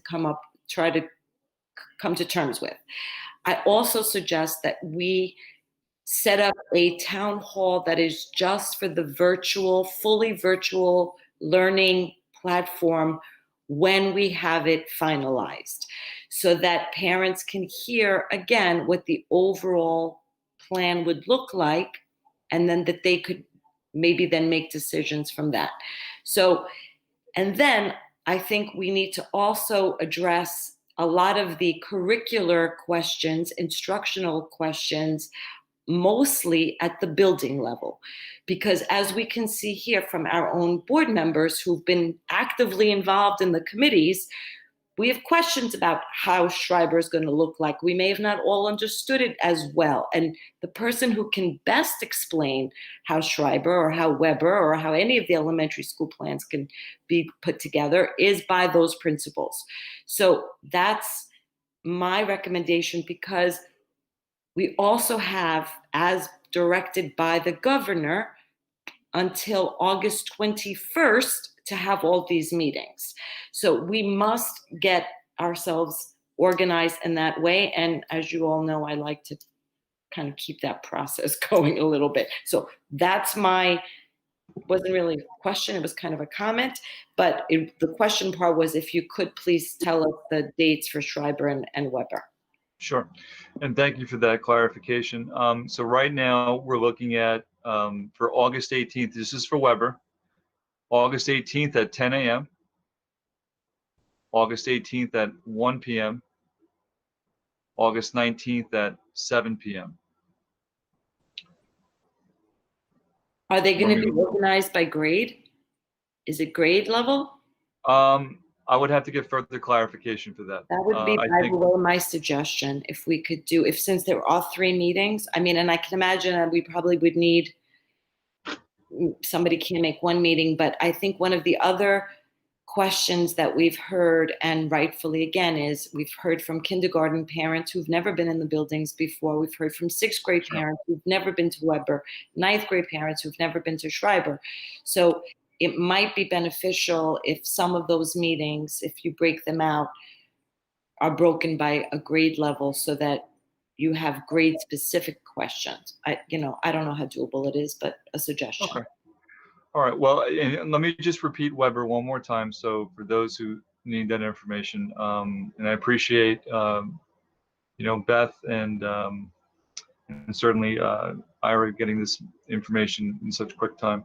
So we're looking at August 18th at 10 a.m., August 18th at 1 p.m., and August 19th at 7 p.m. And I know that, Ms. Javelin was talking about doing a Google Meets with the 6th grade. So as they transition in, that's a really, we know 6th grade, 9th grade, certainly are kindergartners for sure. So when we're looking at Schreiber, we're looking at August 18th at 1 p.m. and August 19th at 9 a.m. and 7 p.m. I'll repeat that one more time. August 18th 18th at 1 p.m., and August 19th at 9 a.m. and 7 p.m. And I'm And going we will, to, oh, sorry. I'm going to guess that we're going to send all out this information all out, Correct. and we're going to utilize the HSAs and whatnot to get that info out as well as Connect Ed, right? Thank you. Correct. Okay, thank you. I think we next have Julie. I spoke out of turn before, but we have Julie, then we have Rachel, and then we have Deb. Julie, you were waiting. Thank you, Nora. Thank you for the time and trouble put in by everyone. I just want to ask a couple questions. Going back to the temperatures and assessments that were originally discussed, as I just want to clarify some of the points that were made. So the temperatures will be taken by the parents at home, as I understand it. And are we or are we not asking for periodic assessments to be conducted by the parents? If we are asking for periodic assessments, in addition to the temperature checks, have we considered using some sort of app-based system to help them as they navigate through the cumbersome questions of my kid has a runny nose, which they have every day, and balancing whether it's COVID symptoms or whether it's not? So yes, we have considered that. Right now, we're not looking to utilize an app. You know, some of the things that we think about from a practical standpoint is, let's say parent A, it's an elementary parent, and they fill out the app or the questionnaire. Not to say that we shouldn't do it. I'm just talking logistical and real practical things that are happening. And for those of us who are parents, we know what it's like to get a child out of the house. So they find out that there's a runny nose or whatever it may be. They use an app, and then it goes to a place within the school, a designated area within the school. Then what happens is it goes to that place, and then there's however many kids are in that particular school. And then how do we know when the child's coming in? If we don't have that information, all of it before every single child comes in, depending on when we receive that information, then the information really is not helpful if we don't receive it and understand it before they come to school. And that's a very, very tight window as other things are happening. Not to say that we shouldn't do it, because I know some school districts are doing it, and they are probably figuring out how to make that happen.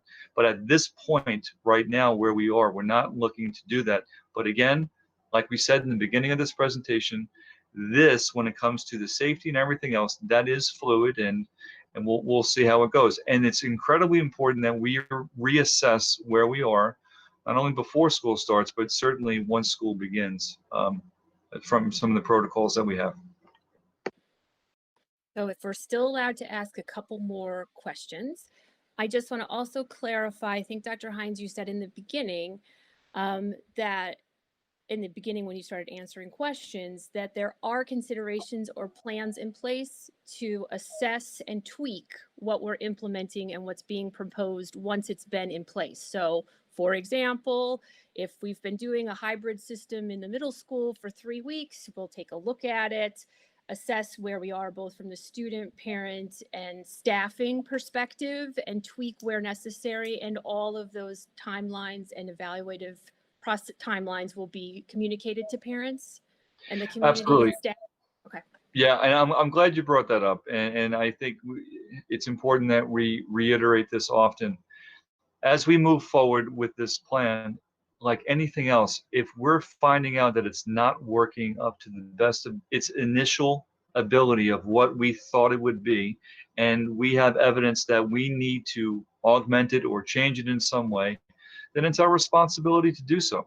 But the plan that we have in place right now, that's recommended from all the committee members that have spent an enormous amount of time saying, this is what we feel is in the best interest of kids right now, we will reassess it and see where we are, let's say a month from now. And I think it's like any good plan, we were always modifying and assessing to make it better. Great. And then just going along with what Emily was saying, or Ms. Bays was saying, in the different protocols, it might also be helpful, just as a suggestion going forward, to give a day in the life of. A day in the life of a general student. They're getting off the bus, they have their mask on. Before they get on the bus, they put their mask on, and it may help to clarify for the community and parents at every grade level what it really looks like, and even for staff to Sure. see that and make it more comfortable and break down that social emotional thing that we're going to be experiencing on that first day. Great suggestion. Thank you.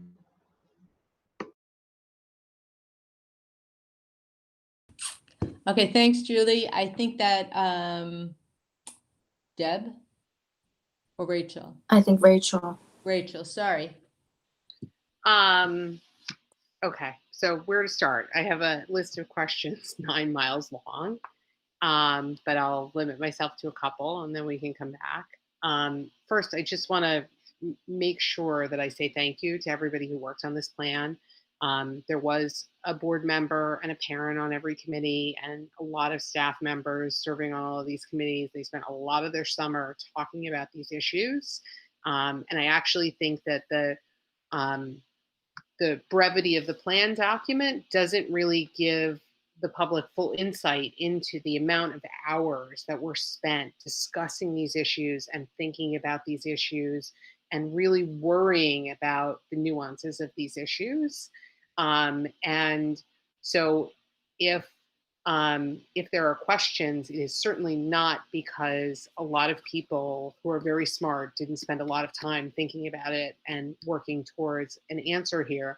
Some of it's just still being ironed out.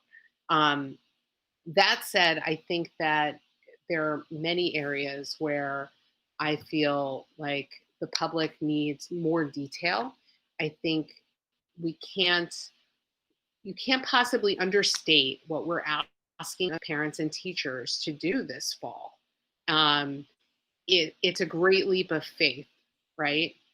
Because we're functioning in the middle of a pandemic. We're asking staff to come back and do their jobs in an extraordinary circumstance when school doesn't really look like school used to look, but we want them to educate the kids the way they did when school looked like school.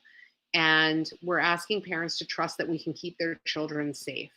And I think we owe both of these populations all of the details. So I'm very happy that we are setting up all of these forums, that it's one of the requirements by the state that I'm very pleased about, because I think that we should spend a lot of time answering these questions. And I happen to think questions can sometimes be clarifying. Sometimes it's not just a flow of information one way. When somebody asks a question, it makes the person who is being posed the question think about the question as well. So I'm looking forward to hearing all the community questions tomorrow night as well. So starting wherever, I guess, since I have this big list, one of my concerns is the elementary in-person plan. This plan was not discussed at the elementary committee level, so I'm not as familiar with the thinking about it. I think that it's important that we be really transparent with the community, what this looks like. Certainly, we've tried to say this in the presentation, but children sitting 6 feet apart from every other human being with masks on for a full school day, 5 days in a row, and they're all under the age of 10, doesn't sound so fantastic to me, and doesn't sound like the best recipe for social emotional health either. Was there any conversation about the trade-offs for having everybody in person 5 days a week versus having a hybrid plan? And I guess I'll leave it there. Was there any conversation about the benefits of having hybrid at the elementary level versus this? Because 5 days seems like a lot to sustain. I'd like to hear just the thinking on it. I think there was, and I think maybe Dr. Hines wants to respond to that. Sure. Or, thank you. No, I absolutely. I'll respond to it. I'm going to put my elementary principal hat on, an elementary teacher hat on, and then an elementary parent hat on as well. And we're all three big hats. So to go back to the question of having elementary kids in a hybrid setting, are there benefits to it? 100%. Do the benefits outweigh the benefits of potentially having our students in for 5 days, 5 full days? Possibly. So here are the realities. And I want us to go back in time a little bit, because you're 100% accurate, Rachel, when it comes to the subcommittee. And I'll be very clear, because you were on the subcommittee, so you would know. The subcommittee for several weeks have worked on a hybrid plan, because that was the initial thought process that we were going to go with. And rightfully so. And in my understanding is that there was a lot of really great work about what that would look like. Like any plan, there are trade-offs for sure. So when school districts around us started coming out with, and it's like, you know, you hear it in like real time. It's like they're urban legends. Did you hear what Manhasset's doing? Did you hear what Great Neck's doing? Did you hear about this school district in upstate New York? I won't say Scarsdale. Did you hear about any other school district? And what happens is, and this is the God's honest truth, when the communities that surround Port or near Port are doing things that we may not be doing, people notice. And in some ways, rightfully so, and in some ways, who cares, right? But in this instance, when it comes to moving a very wonderful plan that you were all developing, and then me hearing what other school districts were potentially doing, and then professionally speaking, because that only counts for a little bit, then thinking, all right, what would the experience look like for our kids? Because there are benefits not only for the kids being here full time, there are benefits for the parents in their ability to engage in work if they have to, right? So we know childcare is always an issue, and certainly it'll be an issue for our secondary students, or at least for the middle school kids. There are a lot of variables that came into play, and the reality is, and I've shared this, is that this was a decision that I made as the superintendent of schools. So, and I know it wasn't a popular one with some of our teachers, maybe with many of our teachers who I admire and respect deeply. Now, some of them may not think that right now, because this was a decision that I was making as a superintendent. But in my estimation, when I looked at what's happening in our surrounding districts, me putting my hat on as far as, can we serve kids in the ability of making sure they have an education? And you're right, Rachel, and I think many of us would certainly agree that the experience that our elementary kids, whether it's hybrid or full in class, it will look dramatically different, not only for our teachers, but for our students. But I own that decision as far as making that decision. And, you know, in some ways, sometimes, and listen, we are so collaborative. That's part of the beauty of Port Washington. You know, when we look at our framework for bringing over 100 people in, but there are some points in time where sometimes a decision just has to be made, and I made that decision in doing so. And I know there are unintended, like every decision that's made, there are unintended consequences, and then there are intended ones. I believe that we will have experiences for our elementary kids that they will really appreciate and learn from, and I believe our parents will be thankful as well. Now the question becomes, what does it look like? Because I know that a lot of teachers and certainly parents and board members don't know what it looks like. So the reality is, you know, we met with the elementary principals today. We're looking to have conversations over the next few days with teacher leadership, and then we like to get that information out into everybody's hands very quickly. And again, I want to be very clear about this. This is not to take away from the great work that took place for several weeks with the elementary committee. That's the cloth that I am cut from. And so with that in tow, this is where we are right now. And like anything else, it amplifies, unfortunately, anxiety that many of us are already feeling, or any misgivings about potentially coming in. But we will, over the next few weeks, work all those details out. And I really do believe after the first week of school, second week of school, we will see that this was the right decision. So just to be clear, I didn't at all mean to be taking issue with the fact that the decision was taken away from the subcommittee. Ultimately, these decisions are all the decisions of the superintendent and for the board to approve. I just wasn't privy to those conversations. And therefore I wanted to understand the logic about it a little bit. It concerns me what elementary school is going to look like. And I know we don't have the full details, but what I've heard so far is the classes are going to be split in two. It may be that 2 teachers are monitoring more than one class. Tonight, it sounded like it may be that more than one teacher is interacting with each class. And I think that the implication here is that a lot of our specials are going to go away. And that concerns me greatly because I think that it's a good thing that our educational system has moved past believing that education means reading and social studies and math and that's it.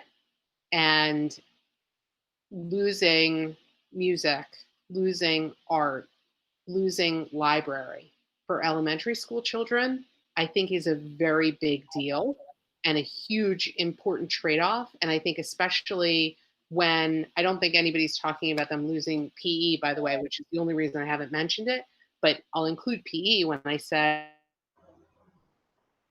when we're talking about children under 10 spending their school year in masks, 6 feet apart from every other living soul, being heavily policed for their own safety, but still heavily policed. I think that when we talk about social emotional wellness, we have to think about the fact that library, music, art, PE are really important health considerations for children in that age range and stress relievers and important for their social emotional well-being. So we don't have that level of detail in the plan, but giving those things up seems like a pretty heavy price to pay for in-person 5 days a week. And I agree with you, the childcare is a significant issue, but I don't think that we should be making decisions about our children's well-being or our teachers' safety based purely on childcare. That can't be the only reason. There have to be Yes, and just to clarify, we're not looking to remove any of those things because I would never recommend anything moving forward, getting rid of specials. I've been spending the past 25 years of my life advocating for all of them. So I would never support or recommend anything to the board that would certainly remove them.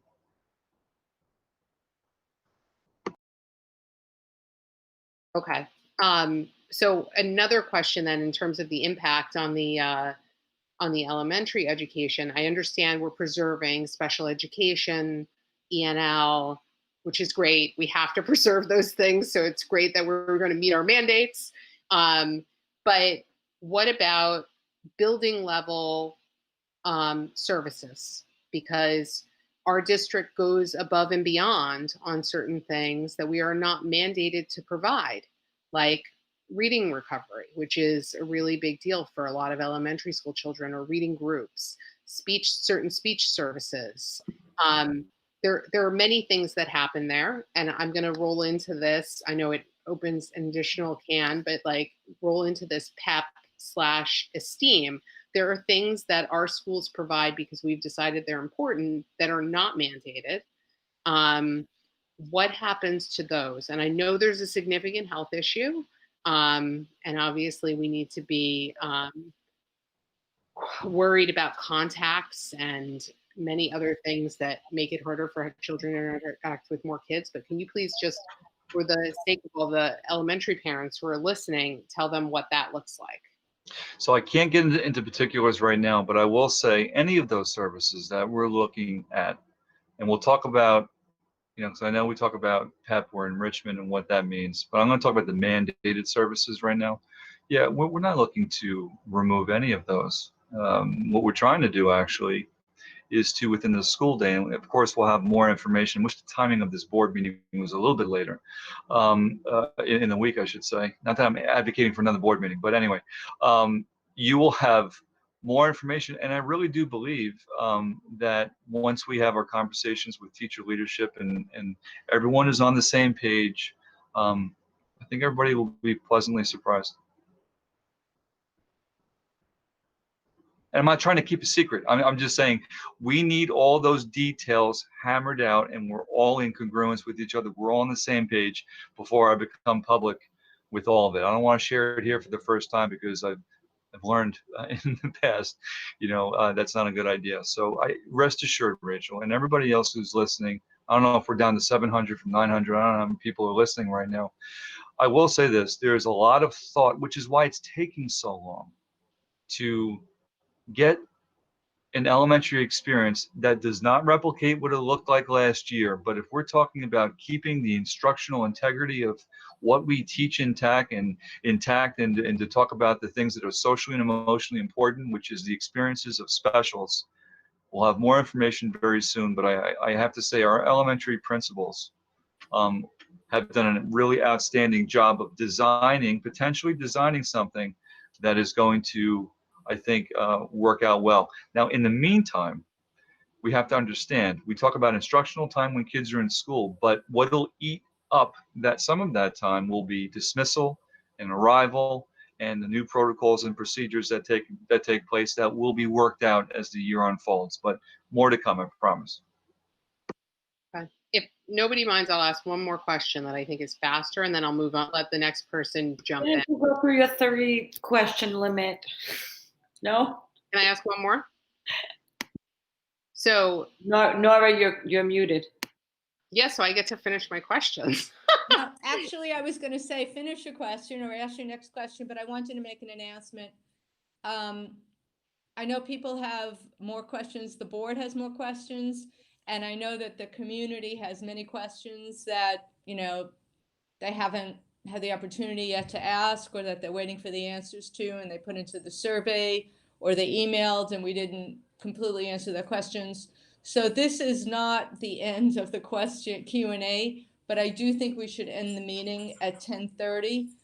Most of us have been going since 8 o'clock this morning with meetings and trying to get things done. And I really appreciate how many people are watching, and I hope we get the same amount or more of the audience tomorrow night and all of the other opportunities that we're going to have. And we are going to try to keep the transparency, increase the transparency, give the answers. And but I would like to adjourn the meeting at 10:30 because I think it's been a long day for many of us here and potentially for people that are watching from home. So yes, go ahead with your question. So I'll have one more and then I'll Sure, go ahead. Pass it off. But so we've had a lot of discussions starting in March onward about the difficulties of remote instruction. And I think everybody is on board that they are myriad.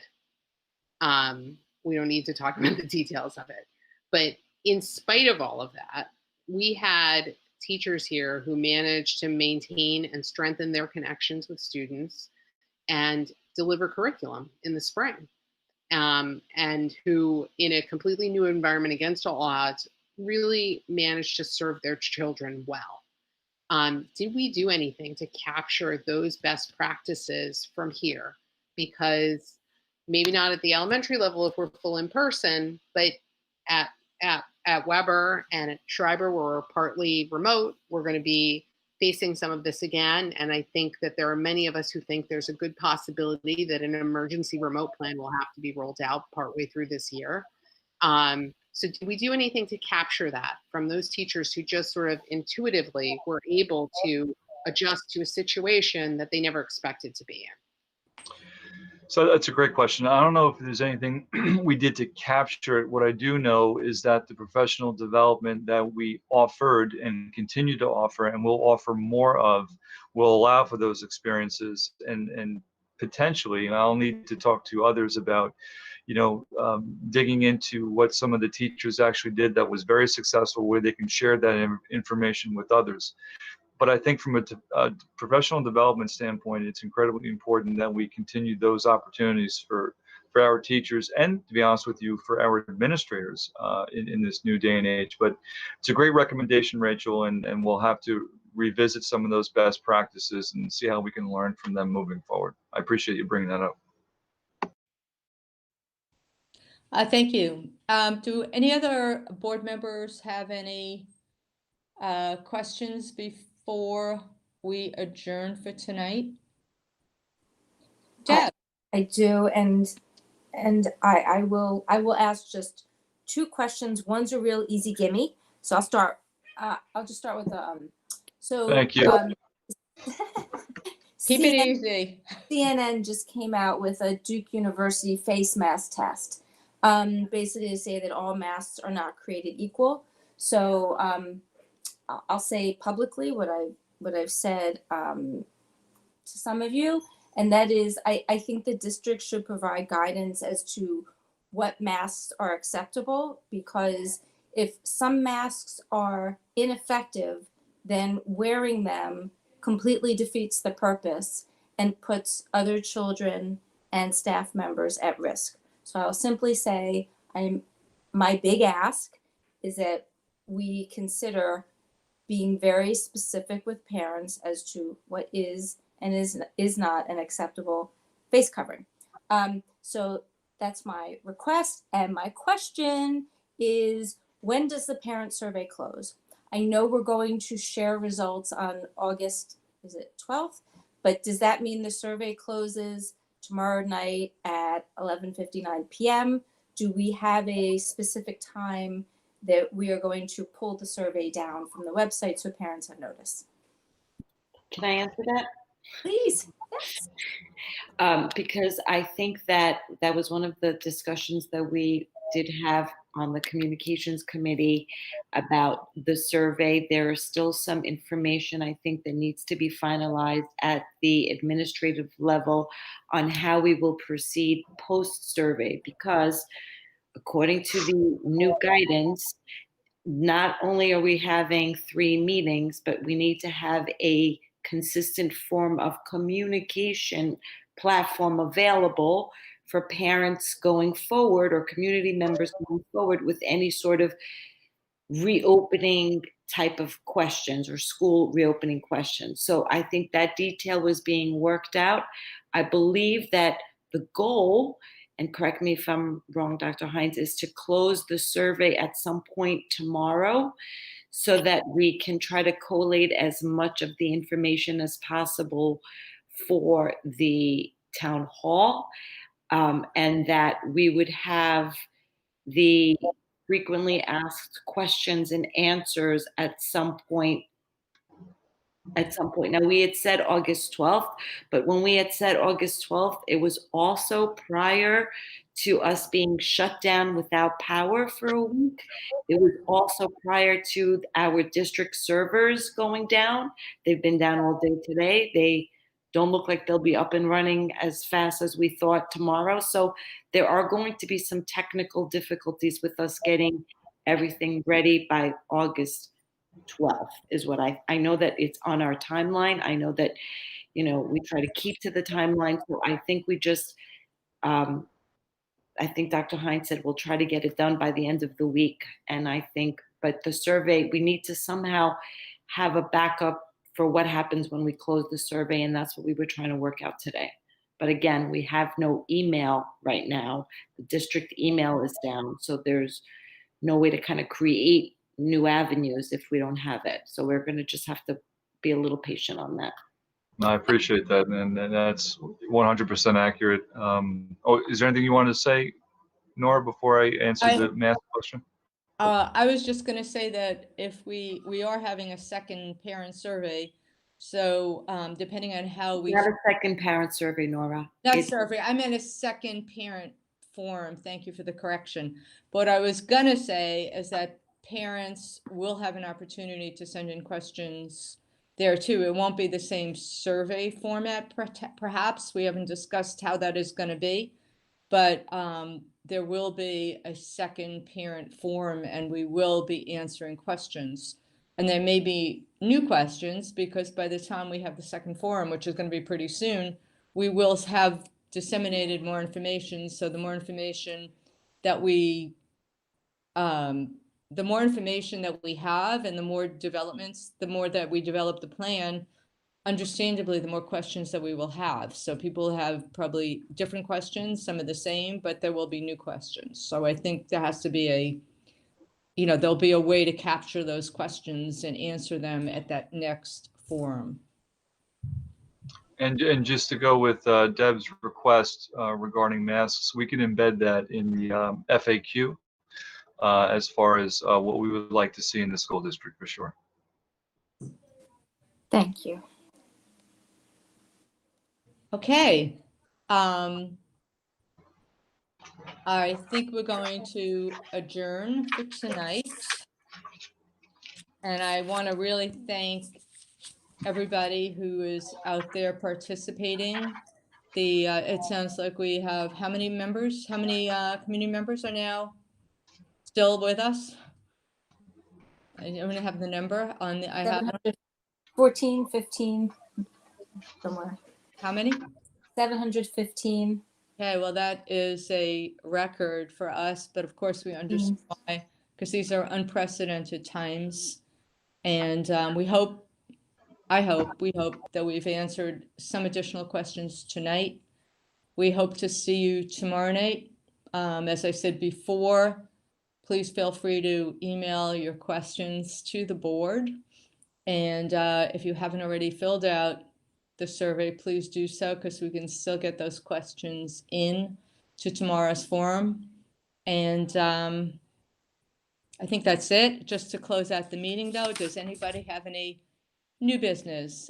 I actually have some business. Before you officially close, I put this in the chat, but I think you didn't see it. Just to clarify, so board members with additional questions, when are we saying that these are going to be answered?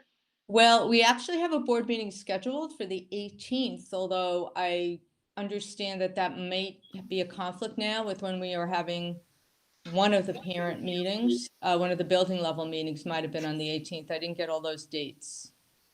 So we'll have to figure that out and adjust it. But we will have another board meeting where board members will have the opportunity to ask questions. Perhaps, I mean, because time is short here, right? We don't really have the luxury of a week. Although if maybe board members should add our questions to the list of questions that are going in for tomorrow night. Well, that's what I suggested before. Okay, guys, we have over 500 questions. If we want to do the community a service, I believe that we need to address the community's questions. That's how we've set it up that way. So I don't think it could be the board members' questions tomorrow. There may be an overlap, though, I'm just going to say, because we'll see. So I'm thinking very much that there's just an overlap, but, all due respect, I think that board members' questions also need to be answered at some point, because these are the questions. Absolutely. No, I wasn't at all trying to say anything different, Rachel. Of course not. We'll see. We'll talk about this, and I know the community probably wants to hear the board members' questions too. And, Nora? Yes.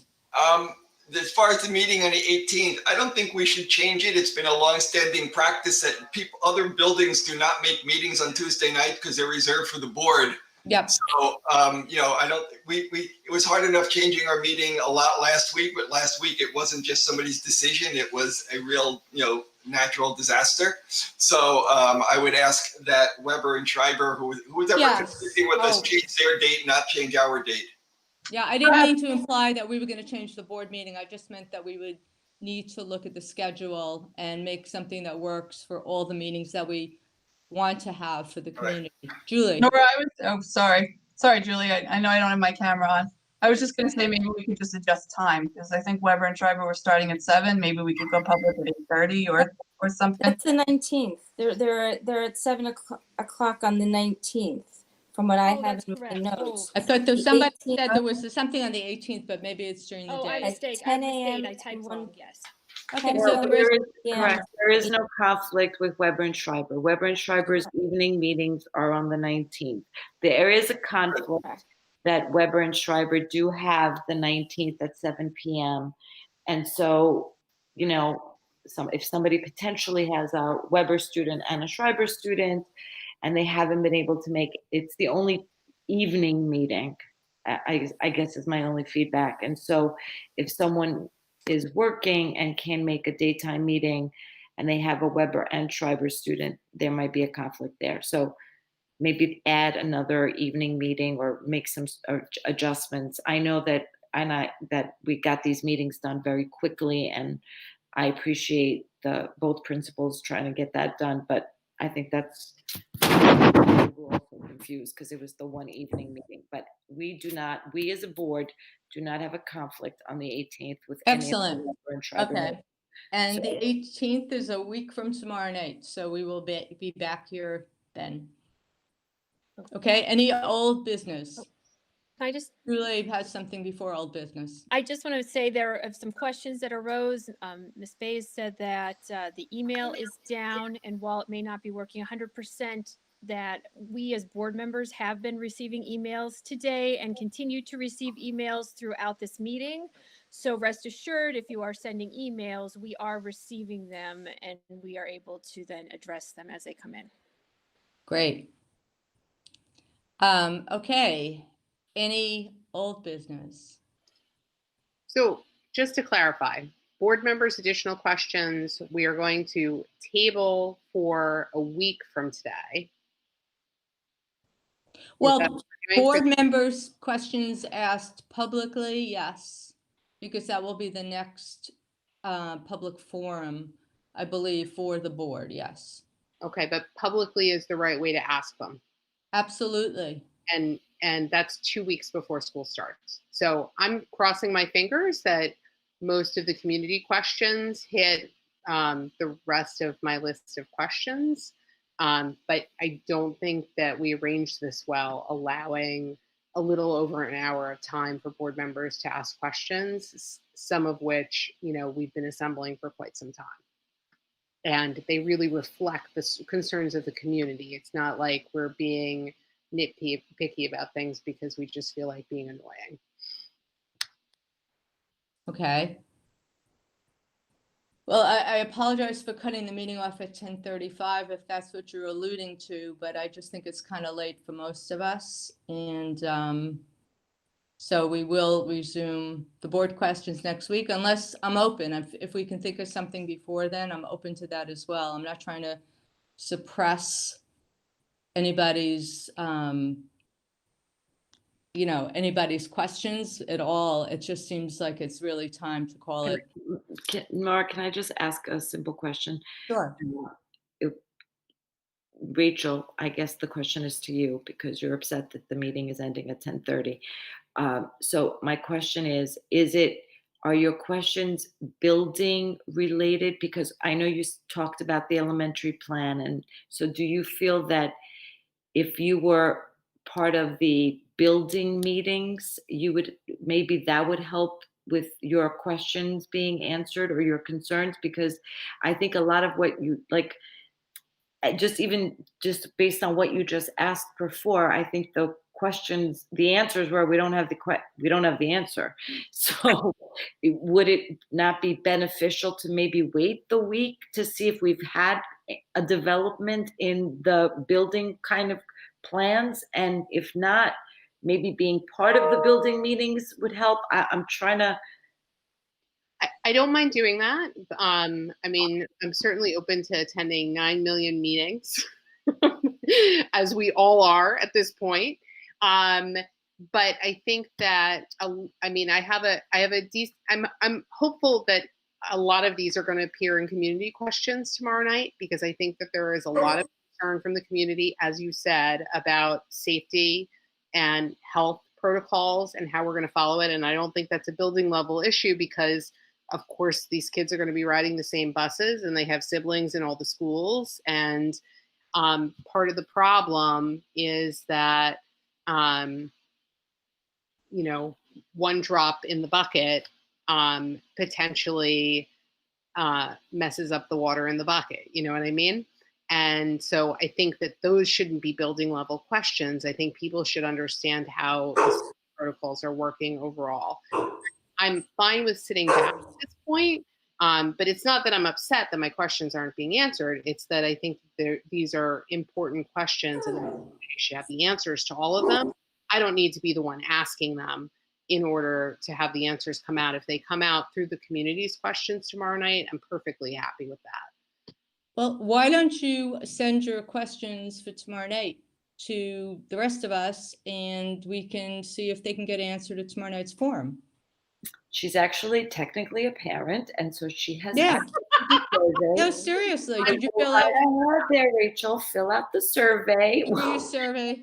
and your questions will get in.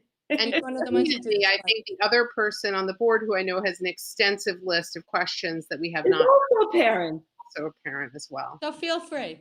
And we both have spouses. Seriously, submit your questions and we can say that they're board member questions. I do want to answer them. I really just don't want to go past 11 o'clock, you know, and we're edging up there. I get it. I just want to say that I have some questions I can regroup into the building level questions. I have some questions that are more global, but I think also that given that this is our primary channel of communication, if you will, or chain of command with the public, I think it's really important for the public to know that we board members have been thinking and asking questions and scrutinizing painfully and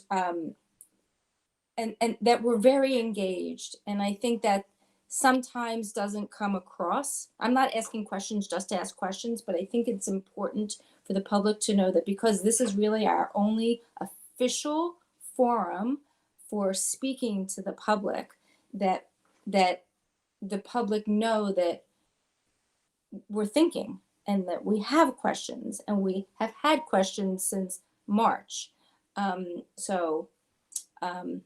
As I said, I'm not asking questions just for the sake of hearing my own voice, but I think it's incredibly important that the public hear us through our official channel of communication. And I have no problem stopping now, but I have prepared 30 questions that I was prepared to ask tonight, but I will regroup them and maybe some of them will actually be answered during the forum tomorrow and I can cross them off my list. Okay, well, thank you for that. All right, any old business? New business. New business, I just want to announce that Deb Brooks has been appointed to the policy committee. And I believe you are going to be, did you already have a meeting or no? No, I was waiting for the announcement to be official before. Okay, well, congratulations on the policy committee. Yeah. I think you are going to do very, very well on that committee, as you've done in the past, even when you weren't officially on. Thank you. So I just wanted the public to know that. And anybody else have any new business or no? Okay, well, thank you, everybody. And we'll see you tomorrow night, hopefully. Okay, and thanks again. Have a good night. Rest up, recharge those batteries, and we will see you tomorrow. Good night. Thank you.